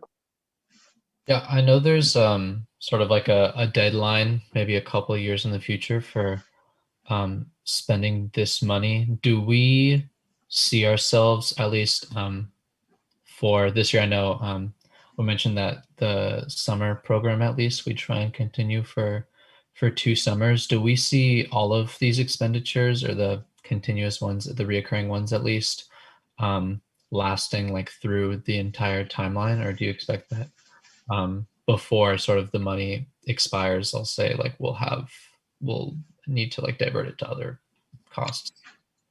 Right, so good question. So the SN3 money that we just got announced is the timeline for use is September 30, 2024. So we really have 3 more years to use, but in this plan form, I'm only planning for 2 years, because even though we only plan for next 2 years, the money is all gone. So this 7 million goes really fast for next 2 years. So even though we have a 3 years, this projection you see is about for next 2 years. Okay, great, thank you. Trustee Duran. Okay, I'll start off with just a couple of questions. I thought I read somewhere that besides the fact that the board has say in this money, in terms of deciding the 2.2 million, wasn't there something about getting input from the community? And so could somebody address what is the process going forward to get the community, meaning everything from site staff to student input to parents? Yeah, I can address that. So as part of our LCAP input gathering, we had hoped to sort of create a space to ask also about expanded learning opportunity. So we had scheduled some meetings, and unfortunately, I think I indicated this in the Friday update, those meetings were not super well attended around LCAP input. And so we weren't able to sort of gather the kind of information that would really give us good data. I do know that some districts are sort of looking to their LCAP input to inform this process. However, my thought about sort of how to pivot and have a second opportunity to gather input, particularly about the Expanded Learning Opportunities Grant, would be after this conversation to launch a second thought exchange, because we do sometimes get some good input from that as opposed to asking people to show up to a meeting. And so that would be a way that we could solicit additional feedback based on the conversation that you all sort of have tonight, sort of giving your initial thoughts about sort of how those funds would be approved to be expended. And we would have then basically starting tomorrow and maybe another week or 10 days to be able to go out and get input. And then the requirement is that that input inform the development of the grant application that comes forward to the board. Does that answer your question sufficiently, Trustee Duran? Well, thank you for that. But I was wondering, once, you know, the surveys, parents are tired of surveys, that kind of stuff. I'm wondering if, you know, the one time that that over 500 parents wanted to come to a meeting, I'm wondering if something could be advertised about, this is about money and how to spend money, and everybody likes to spend money, no? And couldn't we have a big old, be it a town hall, whatever you want to call it, to get parent input seriously? And I mean, you know, figure out ways to really get parents to give their ideas at a minimum. And the same for the students at the high school. I'm sure the two student trustees already have ideas going on in their head about how do they get outreach to the kids, to the high school students, and, you know, in particular, to say how they feel money could be spent. Because my second point beyond getting more input is, I think the second point I wanted to make at this time is, are we doing enough using this money, this opportunity to address what really is COVID achievement gap, right? Learning loss, achievement gap, which is due to the COVID. Are we thinking outside the box and trying to come up with solutions? I mean, you know, Saturday school is a new one for sure. I don't know how many kids will really attend Saturday school, but it's a thought. And I'm wondering, are there other things that we can generate that are truly outside the box? I do know that after school tutoring, as you mentioned, had happened earlier, a couple years ago, 2, 3, 4 years ago, in particular for math. And it ended up that the staff, I mean, they were paid, but after a while, you know, teachers get tired and after school just gets to be a burden sometimes. And I'm wondering if we can think of other ways of you know, creating learning opportunities for the kids, tutoring, but really kind of, you know, maybe college kids, or I don't know. I just want to see if we can sort of come up with some other than the traditional things. I mean, I'll throw out year-round schools, which is maybe, you know, I don't know. I think it's something that could be explored, and some other things. So I just wanted to see some more ideas, and maybe by reaching out to the students more aggressively and to parents more aggressively, that we might get some really good ideas from the broader community as well.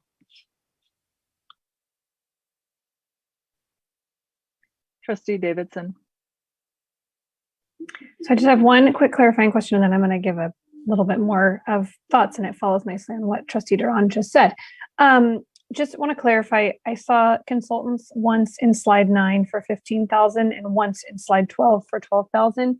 And when one of the trustees asked a question about consultants, I think we were only given the epidemiologist. Were there other consultants, or was it 27,000 total for the epidemiologist? That is correct. There's only one consultant. So the 12,000 in earlier slide is what we have already spent and paid from the first contract. And there was a second contract the board approved, and meaning there is a contract of 12,000 additionally, which is a second contract, and we haven't paid the consultant yet. Well, she hasn't invoiced us yet as of today, or as of last month, April. Okay, that makes a lot more sense. And then I wanted to just throw this out there. So I'm looking at the Friday update, which has the LCAP stakeholder input and the thought exchange, and it comes up twice in like the top 5 priorities. Prioritize smaller class sizes, hire more staff, everyone's overwhelmed and overworked. So it sounds to me like our LCAP thought exchange is showing that our community or whoever was involved in that really would prioritize smaller classes. So I'm wondering if instead of extending our learning year, adding in a Saturday class, which to me says then we're asking those kids to come on a day that sort of has all these other activities going on and other things. And to me, I don't know if I would see it as, I guess as a parent, I would have a harder time being like, yeah, Saturday class. Okay, we're going to do it. But I totally would if my kid needed it. However, if you said to me to really address these learning losses, we're going to put 2 teachers in every classroom.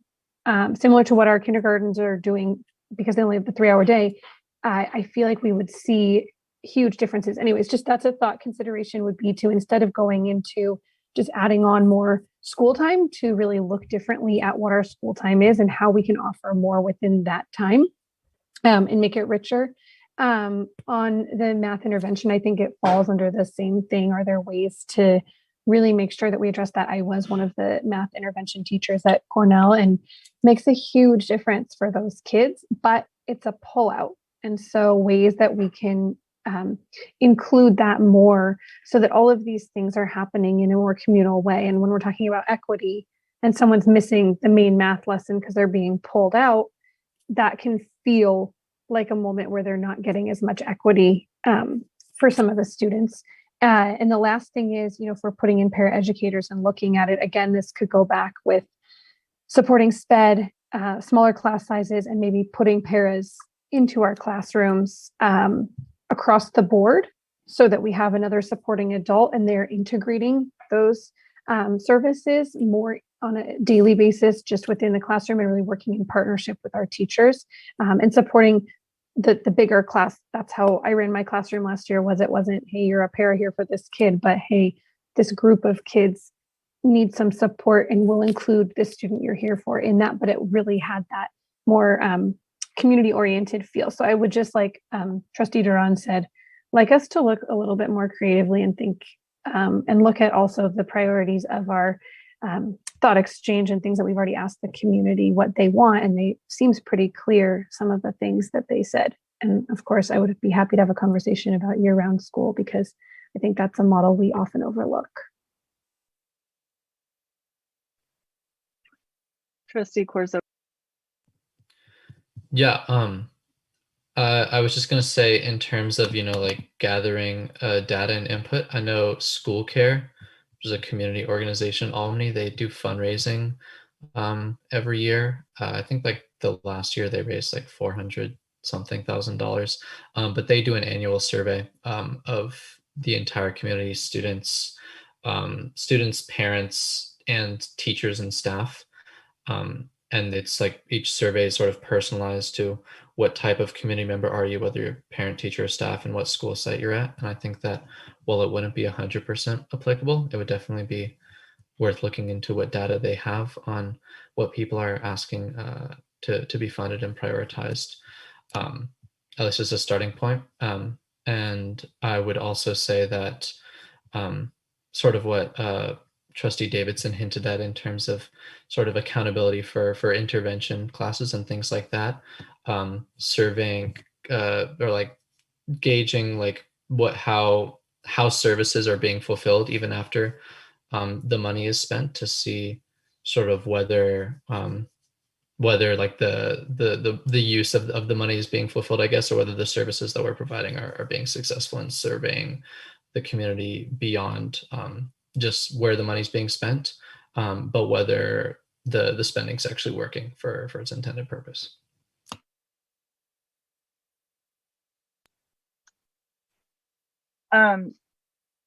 So I have some comments, but actually I'll let Vice President Doss go first.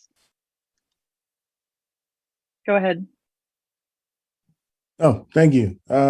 So the funds are kind of marked as or the money that was sent in is marked as like in person. But does that mean it's limited to where you can spend it, or you can spend it on in person, remote? Like it doesn't matter kind of what you spend the funds on. It's at the discretion of the district. Is that correct? So the in-person grant, $1 million, is really to address the in-person learning, like not the remote, but in-person learning. And let's see if I can show this. So we have, here is what the blue item is, one-time staff cost of about $950. This is for our staff. Then this is the COVID testing kits for our students, and also again consultants. So this is really to address our in-person instruction and education. So this is where it is planned and budgeted for. And this is the one-time staffing cost is what the board approved, and we just projected to that it's going to apply for all units. Okay, so those funds can only be used for the in-person. Okay, so then I guess my second question is, how will our budget be affected, or how does the like providing a remote option or having a remote option, if, for example, so funds that are sent in are allocated for in person, and based on there were funds that were allocated for remote because that option needed to be provided based on things that were happening. If that option is not recommended, then how does that affect the budget, or how do we budget that in, or does it play a role? Because we as you guys were going through it, you were talking about we needed to purchase this and buy this in order to make in-person and remote work. And then additional funds were provided in order to do that. So Sure. then how does that work for? Sure. So I can talk about in a budget perspective. So really the governor is giving us the money to promote the in-person learning. So if we are going to have a remote learning and also spend money in remote learning session, then we'd have to, I guess, share this ESSER money, which is already short for me. So here, let's see, let me just share this one more time so then I can be clear. So here is the non-highlighted items are all ESSER money. So we will have to just share this grant for those to address those remote learning. Meaning we will have to have, because we cannot reduce these facility items, right? We cannot, legal expenditures is already there. Site allocation will be less, right? So we'll just have to share any of these items.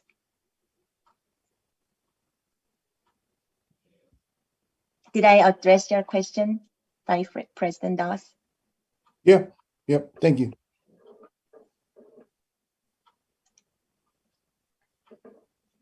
Did you have other questions? Nope, those are my only two questions. Great. So I have a couple comments. So the intent of this item was sort of twofold. One was for the board and the public to get a lot of clarity about how all the COVID relief money has been spent. And, you have shared a more detailed table with the board in a Friday update of that. And I really feel strongly that that information really needs to be part of the public record. I think so perhaps that comes to us in the initial presentation of the full budget.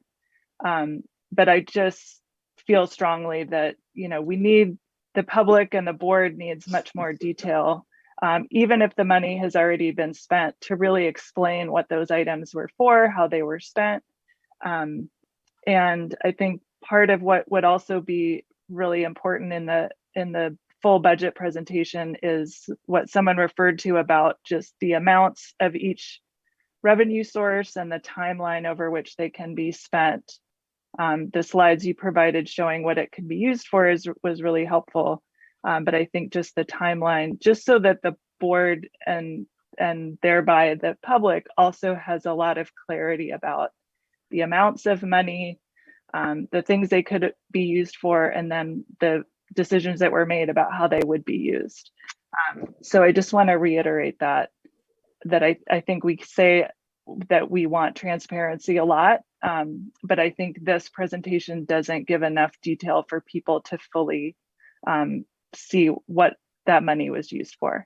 And then going forward for the decisions that have to be made, both about the ELO, but also the other sources of money that haven't been spent yet.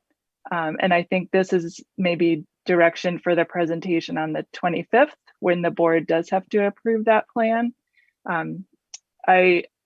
I don't have particular thoughts about what the money should be spent on, because I feel like I haven't yet heard a sort of narrative about, here are the problems that we want to try to address with these funds based on data about what happened over the last year. And a couple of other board members referenced this, and this may all be a process that has happened among the staff. It may be a thought process that you've gone through very diligently, but I think the piece that's missing is the community input piece. And I know we have someone here who's going to comment about that. But also just the sort of narrative, especially from our superintendent, I think, to really here are the things we want to try to address. Here's how we want to be able to use these funds to really meet our students where they are on August 17th when they walk in those doors. We haven't proposed any significant increase in mental health funding, for example, even though we heard from our mental health staff that they believe we have not been reaching our hardest hit students over the past year, and that the kinds of students that we normally see who are really, really deeply struggling have dropped off this year. But we haven't proposed to allocate additional resources. So perhaps that's also going to come to us in the full budget, but again, without that full picture and without a clear sort of narrative and, for lack of a better word, mission statement about what our plan is for that reentry, as Vice President Doss raised, an hour and a half ago. It's hard. I really think for the board to provide input, we need a better understanding of what the community process has produced and what the staff are thinking about. Why are we recommending Saturday classes as opposed to something else? Why aren't we recommending increasing mental health? How are we proposing to expand our special education support? And so I just want to leave that there. I think that really needs to be part of the next pieces of this process. I don't think those are things that can be answered tonight, but I really feel that the public and the board needs to see that in order to provide meaningful input and exercise sort of meaningful governance over it. And I don't know what order these hands went up in. So I'll start with Trustee Duran.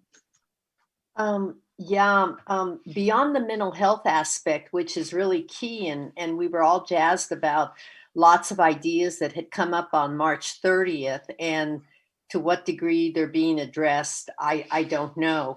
But two other items that I was looking at that I was wondering about was one was the Chromebooks. And there was a response to that, but it was like based on what I'm looking at from the Friday update, 2,200 Chromebooks were already bought.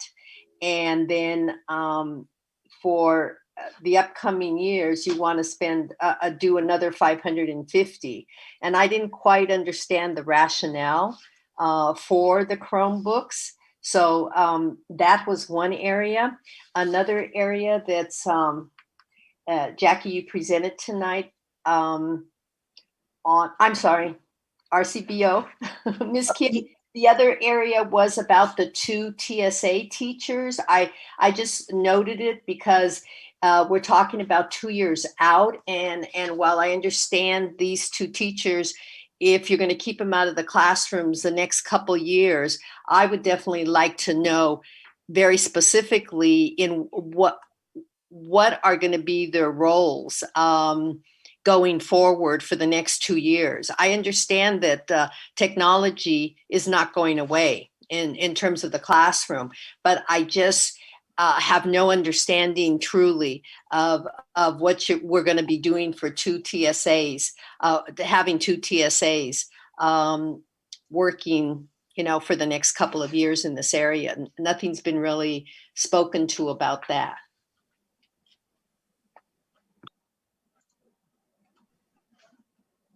I want to give you a chance to respond if you wanted to. Sure. So I can maybe address President Hinckley's maybe question, some of them. So we do have those breakdown details. If you like to see tonight, this is something that I was ready for, but I wasn't sure sometimes if it's a too detailed information, then maybe it might get confused. So I was waiting if it's requested, I have it ready. So that's one of the things that we can go over if you like to do. I think, I don't know. I mean, the challenge with trying to go over it when it hasn't been made public before is that folks haven't had a chance to digest it, and then it's not part of the public presentation.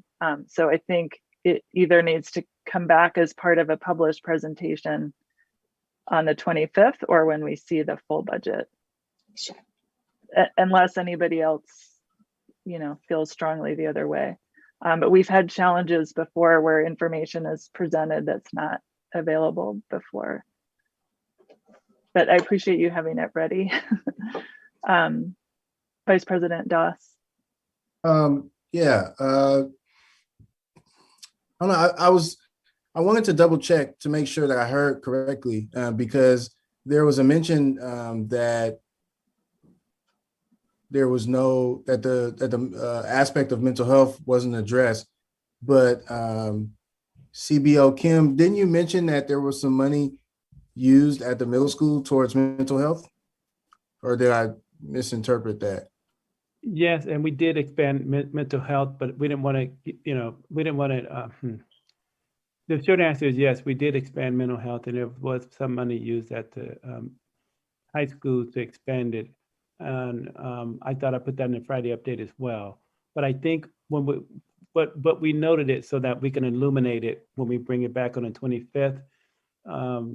But we were careful not to say, hey, we did, and be too defensive with it. But yes, you're right, Vice President Doss.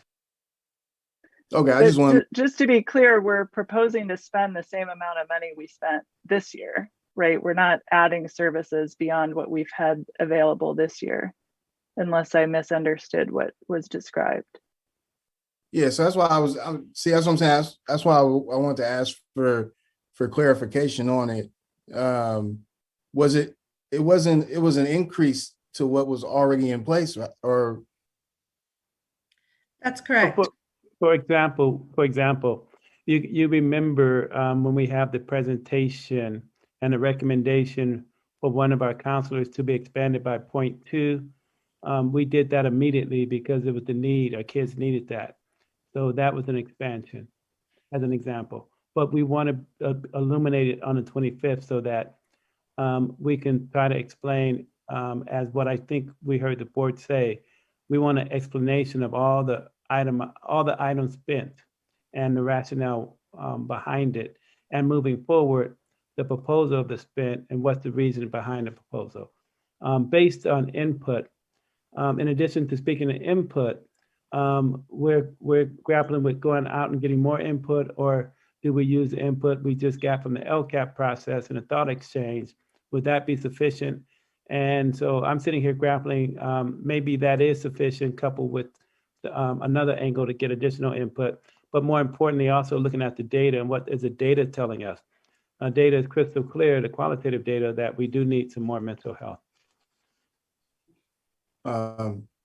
Yeah, I think I just like I said, I just wanted to make sure that I heard that correctly, because I think that mental health is something that is very important, especially right now. We need to make sure that we are, addressing that in a huge way, and having that available for our distance learners as well as our in-person students. And I think that we have to be diligent about that. We have to reach out, maybe go to people's homes. We just have to really, hit the ground running with that. And a segue into my next kind of suggestion, and what I'm hoping we can kind of take on the task of, is there are students and families that will never have time to get on the Zoom for the board meeting, and they won't have time to come to the board meeting in person. And because they might live far away from the school, they're traveling to school, and then there's like a 30-minute window to where they need to make it home. And then maybe there's traffic on the way home or whatever it is. And so they're running back and forth trying to do that. And, one parent might be working, and there's just a lot of different things going on. So what my proposal is tonight is that we form some type of group, or maybe there are paraeducators that might have some additional time on their hands. And I would like to reach out to those families, maybe with a phone call, maybe with a visit to their homes 6 feet away safely. You guys know how to handle all that. But to reach out to those parents who we haven't had conversation with them yet, reach out to those students that we haven't heard from yet, because I feel like I want to hear from, when we're talking about how to spend this money, there are voices that we hear often. So I already know how they want to spend the money, because I hear from them all the time. I would like to hear from students and parents that we haven't heard from, and see how they think we should do it, or how we can put something in place that will help their family. Or if we, have like a small demographic of students, how can we help those students? How can we move the needle for those students? So I wanted to be creative and strategic about that, and how we can reach out to those families. I'm not sure exactly how to do it, but if we could put something together for that, and then maybe have a small plan when we come back on the 25th. Thank you. Vice President Doss, thank you for that. And I think what I heard, and just to check for my own understanding, in addition to that, you would be interested in hearing a process that we would use moving forward to reach those families and who typically are not reached and don't have their input and perspective on how best to provide or meet their unique needs that are very different from the norm. Okay, is that accurate? Yep, nailed it. Thank you. Trustee Duran, and then we do have a public commenter hanging in there. I would just like to reiterate that I know everybody's tired, and I don't just mean tonight, but this is an important effort, and I think we do need to reach out to all parents and the students, and you can divide the numbers however you want and say, well, these are unheard voices and these people we hear all the time. But ultimately, I think we really do need to make first the effort, and in a variety of ways, and hopefully get parent input. I mean, we need to have some of the meetings in that are not in English. We need to have them in several languages, and whether that's going to the ELAC parents, the DLAC committee and finding out the best way to meet with them. I don't know really how much time we're talking about, but it's important that we reach out to everybody and get input. So I would just want to emphasize that again. Thank you. So I'm going to move to our commenter, Ms. Shen. I'm giving you a few seconds to get the timer up, and we have Kelly Callahan. Good evening. Tonight I am speaking to you as an AUSD board appointed member of the North Region SELPA's Community Advisory Committee called the CAC to facilitate community involvement and input in the way our special education local plan area, our SELPA, delivers special education services. The CAC is writing as a group to share with the district boards how critical it is for the SELPA's member districts to seek robust community engagement by caregivers of students with disabilities and special education staff in developing the plans for the one-time COVID funding, including funds covered in the ESSER grants, which require an application as early as June 7th. Districts are required to spend a portion of ESSER funds on evidence-based activities to address learning loss. Additionally, all communications from the Federal Department of Education emphasized the expectation that the funds will be focused on underserved student populations and that have been disproportionately impacted by COVID-19, including students with disabilities. So the CAC is also aware that these APR funds include a one-time supplemental appropriation for the Individuals with Disabilities Education Act of $3 billion. And when the guidance on these funds is released from the Department of Education, which has not happened yet, we urge the district to share in a two-way discussion with caregivers and staff serving students with disabilities. There are many ways to address learning loss among students, but we must ensure that evidence-based programs and strategies are designed in such a way as to fully include and meet the unique needs of students with disabilities, and that students with disabilities are included in district lists of underserved student populations from whom input is sought. Various districts around the state have created different formats for gathering input from these high-needs students populations, such as workshops, town halls, and specific surveys. The CAC urges all of the SELPA district schools to hold some kind of process to gather this input from students with disabilities, from their caregivers as soon as possible. So that input can inform the COVID relief spending plans in each of our 5 member districts. We look forward to continuing this important discussion with you all. Sincerely, the board appointed CAC voting members, myself as a representative. Thank you very much. Thank you.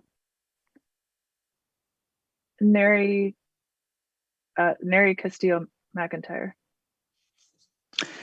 Good evening, board. Thank you for taking my comments.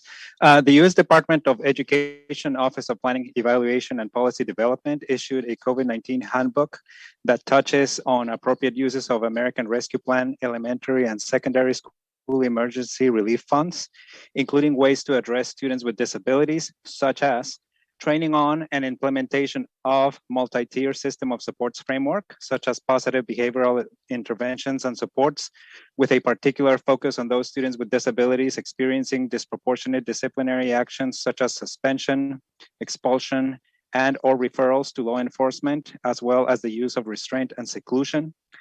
Providing a range of mental health related services, such as counseling services, psychological services, and social work services in schools. Hiring and retaining tutors to provide evidence-based interventions to students with disabilities to accelerate learning and address lost instruction, providing for authentic student voices through the use of student-led IEPs, providing intensive, and I repeat, intensive professional development for general education teachers on meeting the needs of students with disabilities in general education settings, and professional development for both general education teachers and special education teachers on co-teaching in order to significantly increase the percentage of students with disabilities being educated in general education settings for most or all of the school day.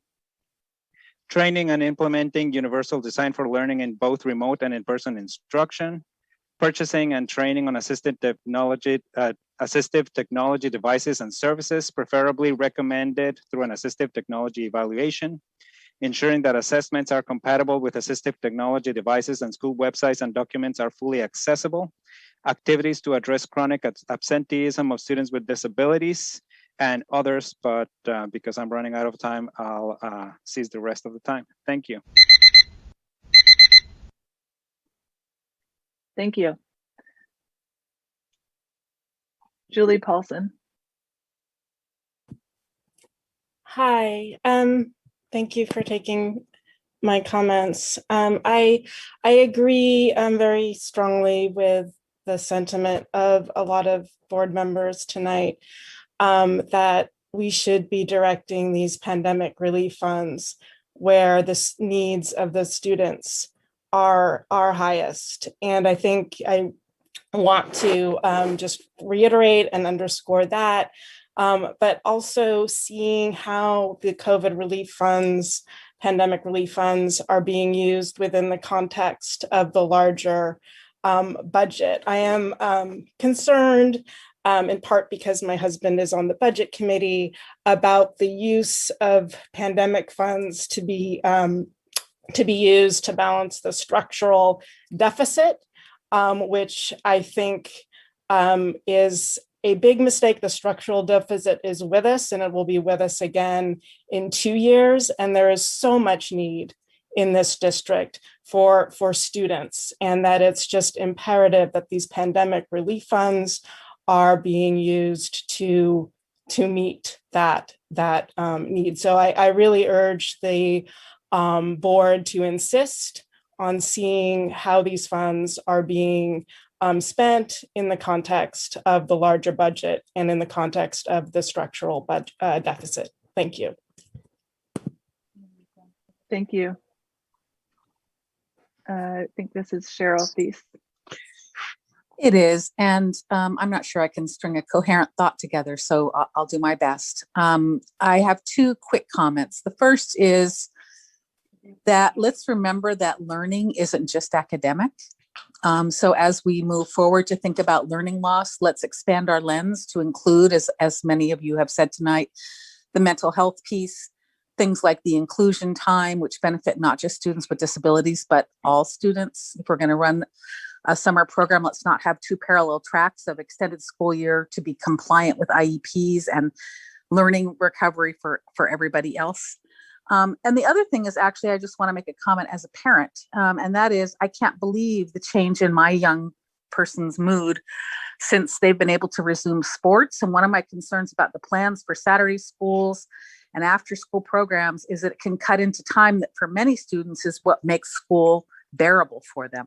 So I just want to caution us that the part of the reason for the need for community input here is that, many of our kids, that's the soccer practice. That's the Saturday morning getting up, even if you're a child with a disability, where you go and you can be a superstar. And I don't want to create a situation where we're so busy doing remediation that we forget about the whole child. I was looking at our Facebook page and our school district page today thinking, it's all about the whole child. So I really hope we'll bear that in mind as we're using these funds to really think about what we mean by learning. Thanks so much.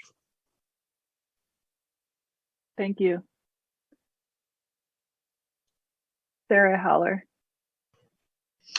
Good evening again, board. I know I'm one of those voices that is heard a little more often, so thank you for giving me the chance to speak again. I just wanted to say real briefly that I heard Dr. Wells say that he's grappling with how to move forward in the best way to solicit feedback, and just being a staff member myself and having heard about the LCAP feedback that was being solicited at a time when we're all so crunched, as are district office administrators, and I'm sure as you are on the board, I'm not feeling confident that enough of my colleagues has had a chance to do that. So I just wanted to echo a lot of the statements that I heard from other board members tonight, which really point to the need for more extensive staff input, community input, parent input, special education community input in particular. So thank you to all of those families that spoke up just a minute ago on that note. because, one wasn't necessarily, or at least let me speak for myself, I wasn't necessarily thinking about the LCAP thought exchange as being tied to the COVID relief spending priorities. And perhaps that's a leap I should have made, but it wasn't, in the midst of reopening and trying to create the best possible experience for our students. So I really hope we can work together to make sure that the amazing Albany educators have a strong voice in this process to prioritize some of the needs that they think could really benefit our students at large. Thank you. Thank you. All right, so we're way over time on this item, which I will take a lot of responsibility for. So I just I feel like we've given a lot of direction that feeds into agenda items that are already scheduled for the next several weeks, but I want to give staff a chance if there's anything that you want to hear from us, or if board members have any last direction that has to be given tonight. Otherwise, I think our discussion is about wrapped up. All right, I'm not seeing any hands. So can I, Madam Chair? Of course. President Hinckley, I just want to, so that in the spirit of transparency, because we want to do this in a way that makes sense and money's being used in a very meaningful way. And I really wholeheartedly believe that everything ought to start with data. And I think the questions we would be asking moving forward, based on our data and looking at a number of sets of data, how best to use the money to meet our kids' needs around social emotional learning / mental health, extra academic support, and things of that sort. So the thought is that we move forward, not with the free for all, hey, we have all this money, how do you think we should spend it? But it be spent based on kids' needs as determined by data, both qualitative and quantifiable data, both in social emotional learning, mental health, and our kids' academic needs. So I just wanted to put that out there in terms of the kind of question and input we would seek moving forward within the next week or so. Great. I mean, I heard about data, and I also heard a lot of support for also community input and stakeholder input. So I hear you that, a sort of everything is wide open is a process that's sort of unmanageable. But I think the kinds of examples that we heard about, it may be that Saturday school looks good from the data, but what is it that how do our families respond to an idea like that? So I think both pieces are important, being Absolutely. led by the data, but also understanding what fits with our community. Right. Great. All right. So that was a very helpful discussion. And now we do need to extend our meeting because we have one last brief action item, but we're supposed to be adjourned by now. So I will take a motion to extend our meeting. Our last item is scheduled for 10 minutes. So I motion that we extend our meeting until 11 p.m. I second. Student trustee Corso Clark, Yes. student trustee Mala, Yes. President Hinckley,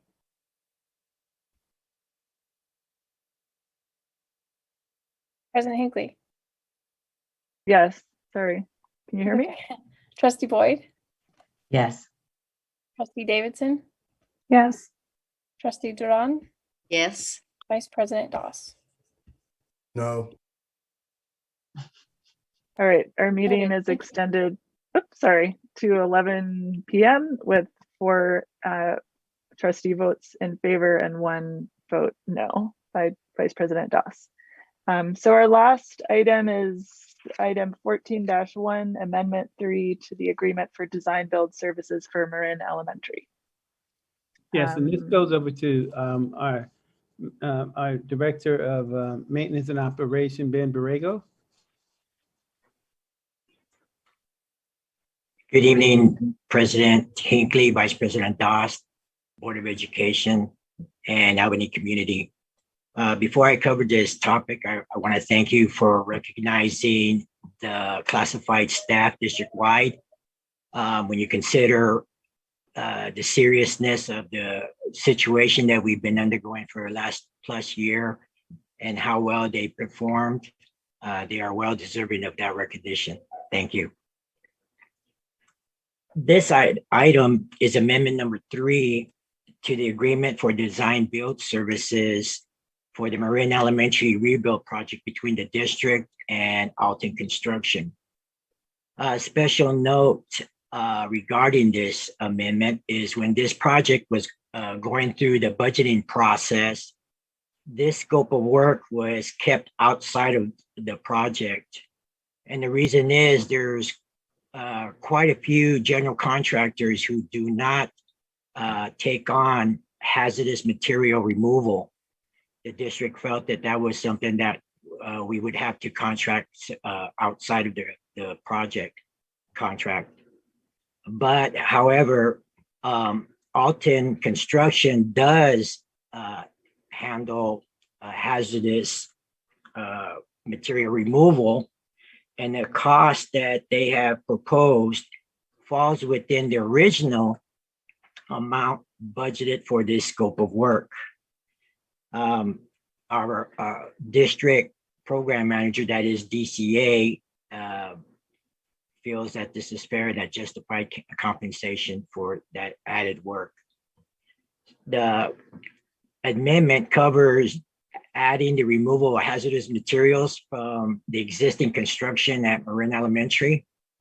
And the scope of this removal of materials is based on an asbestos and lead survey report that was prepared by Hazmat Doc. And once this work starts, it'll actually be the first scope of work on the project, and it's expected to take about 4 weeks to complete. During this time, excuse me, Alton will provide all the required containment, monitoring, air clearance, and safety measures for this work. Are there any questions?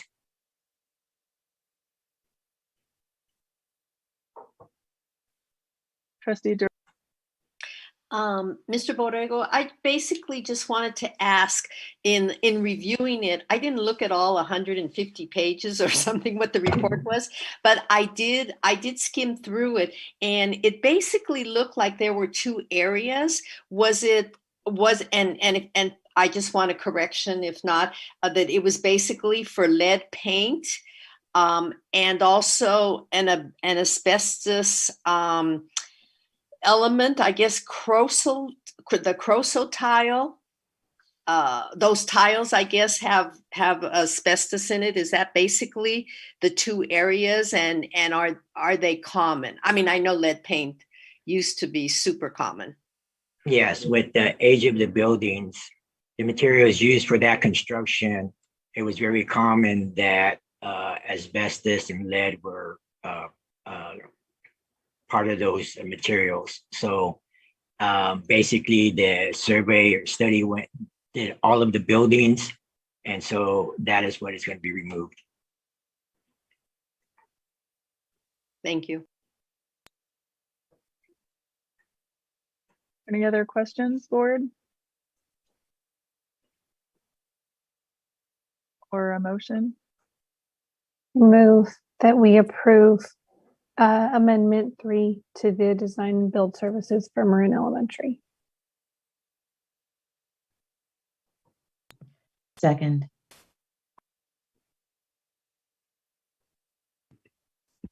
I'm sorry, was that Trustee Boyd? Yes. Thank you. Okay. I couldn't see you. Thank you.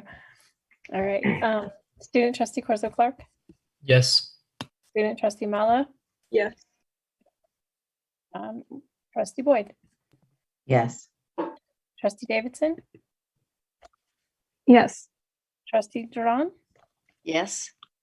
Vice President Doss? Yes. President Hinckley? Yes.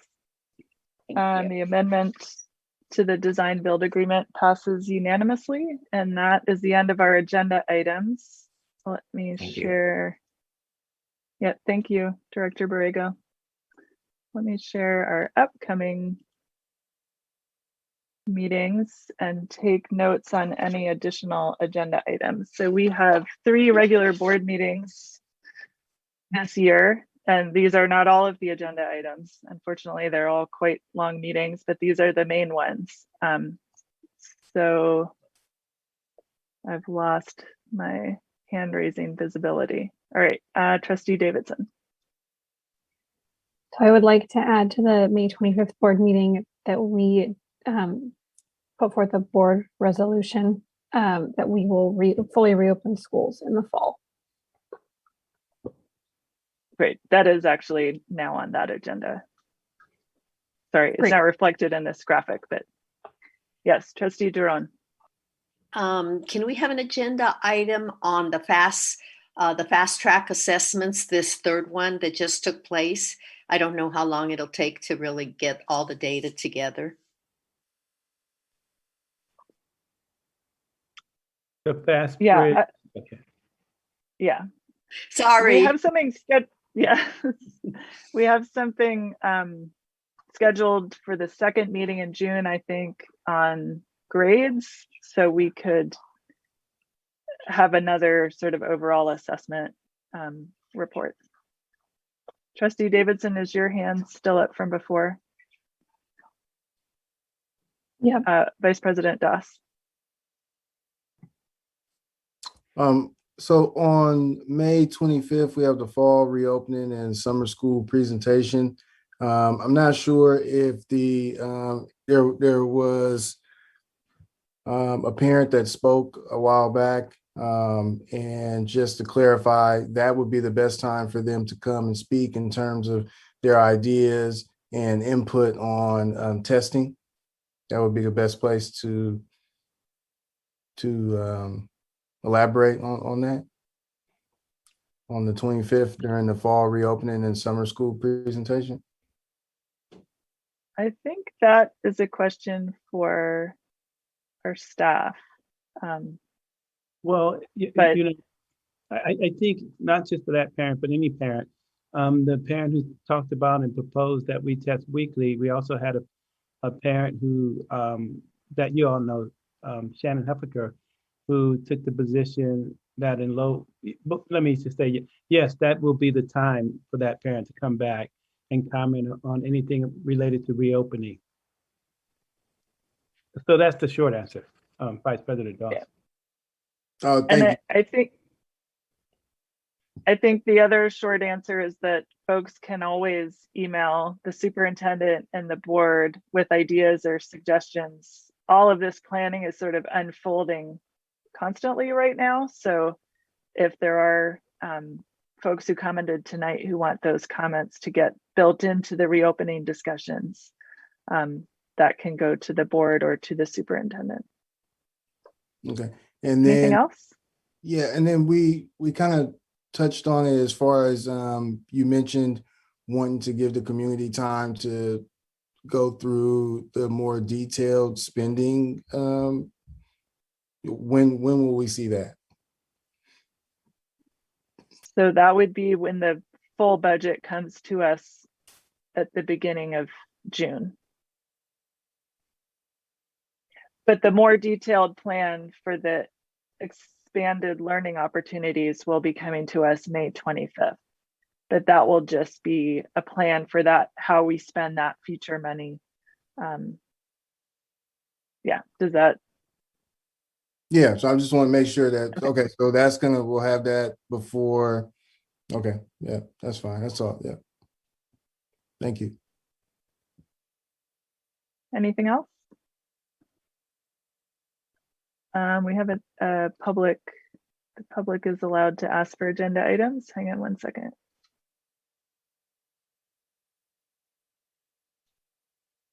Mariam. Hi, sorry to chime in again. I just, my comment last time was supposed to include other things like, can you hear me? Yeah, it was supposed to include things like articles in the Journal of the American Medical Association on air ventilation and purification. And I've just been doing different types of research on different things. It wasn't just on testing, but regarding testing, I did a lot of research on the funding of it and how it gets done. So there were a lot of different pieces to it, which I emailed out to everybody, just to say it wasn't just about whether to test or not.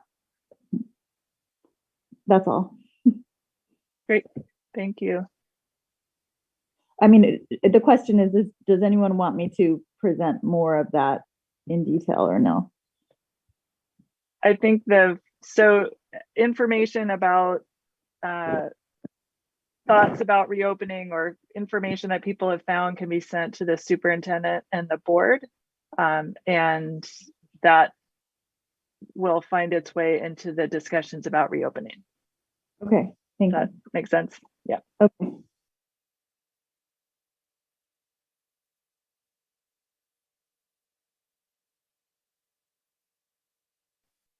I am muted. Any other agenda items? All right, then we are adjourned. It's 10:50. See you all. No, we have to take a picture for No. Julie. Don't leave. Don't leave. Oh. We wanted to take our picture. Sorry. Oh, yes. Don't go.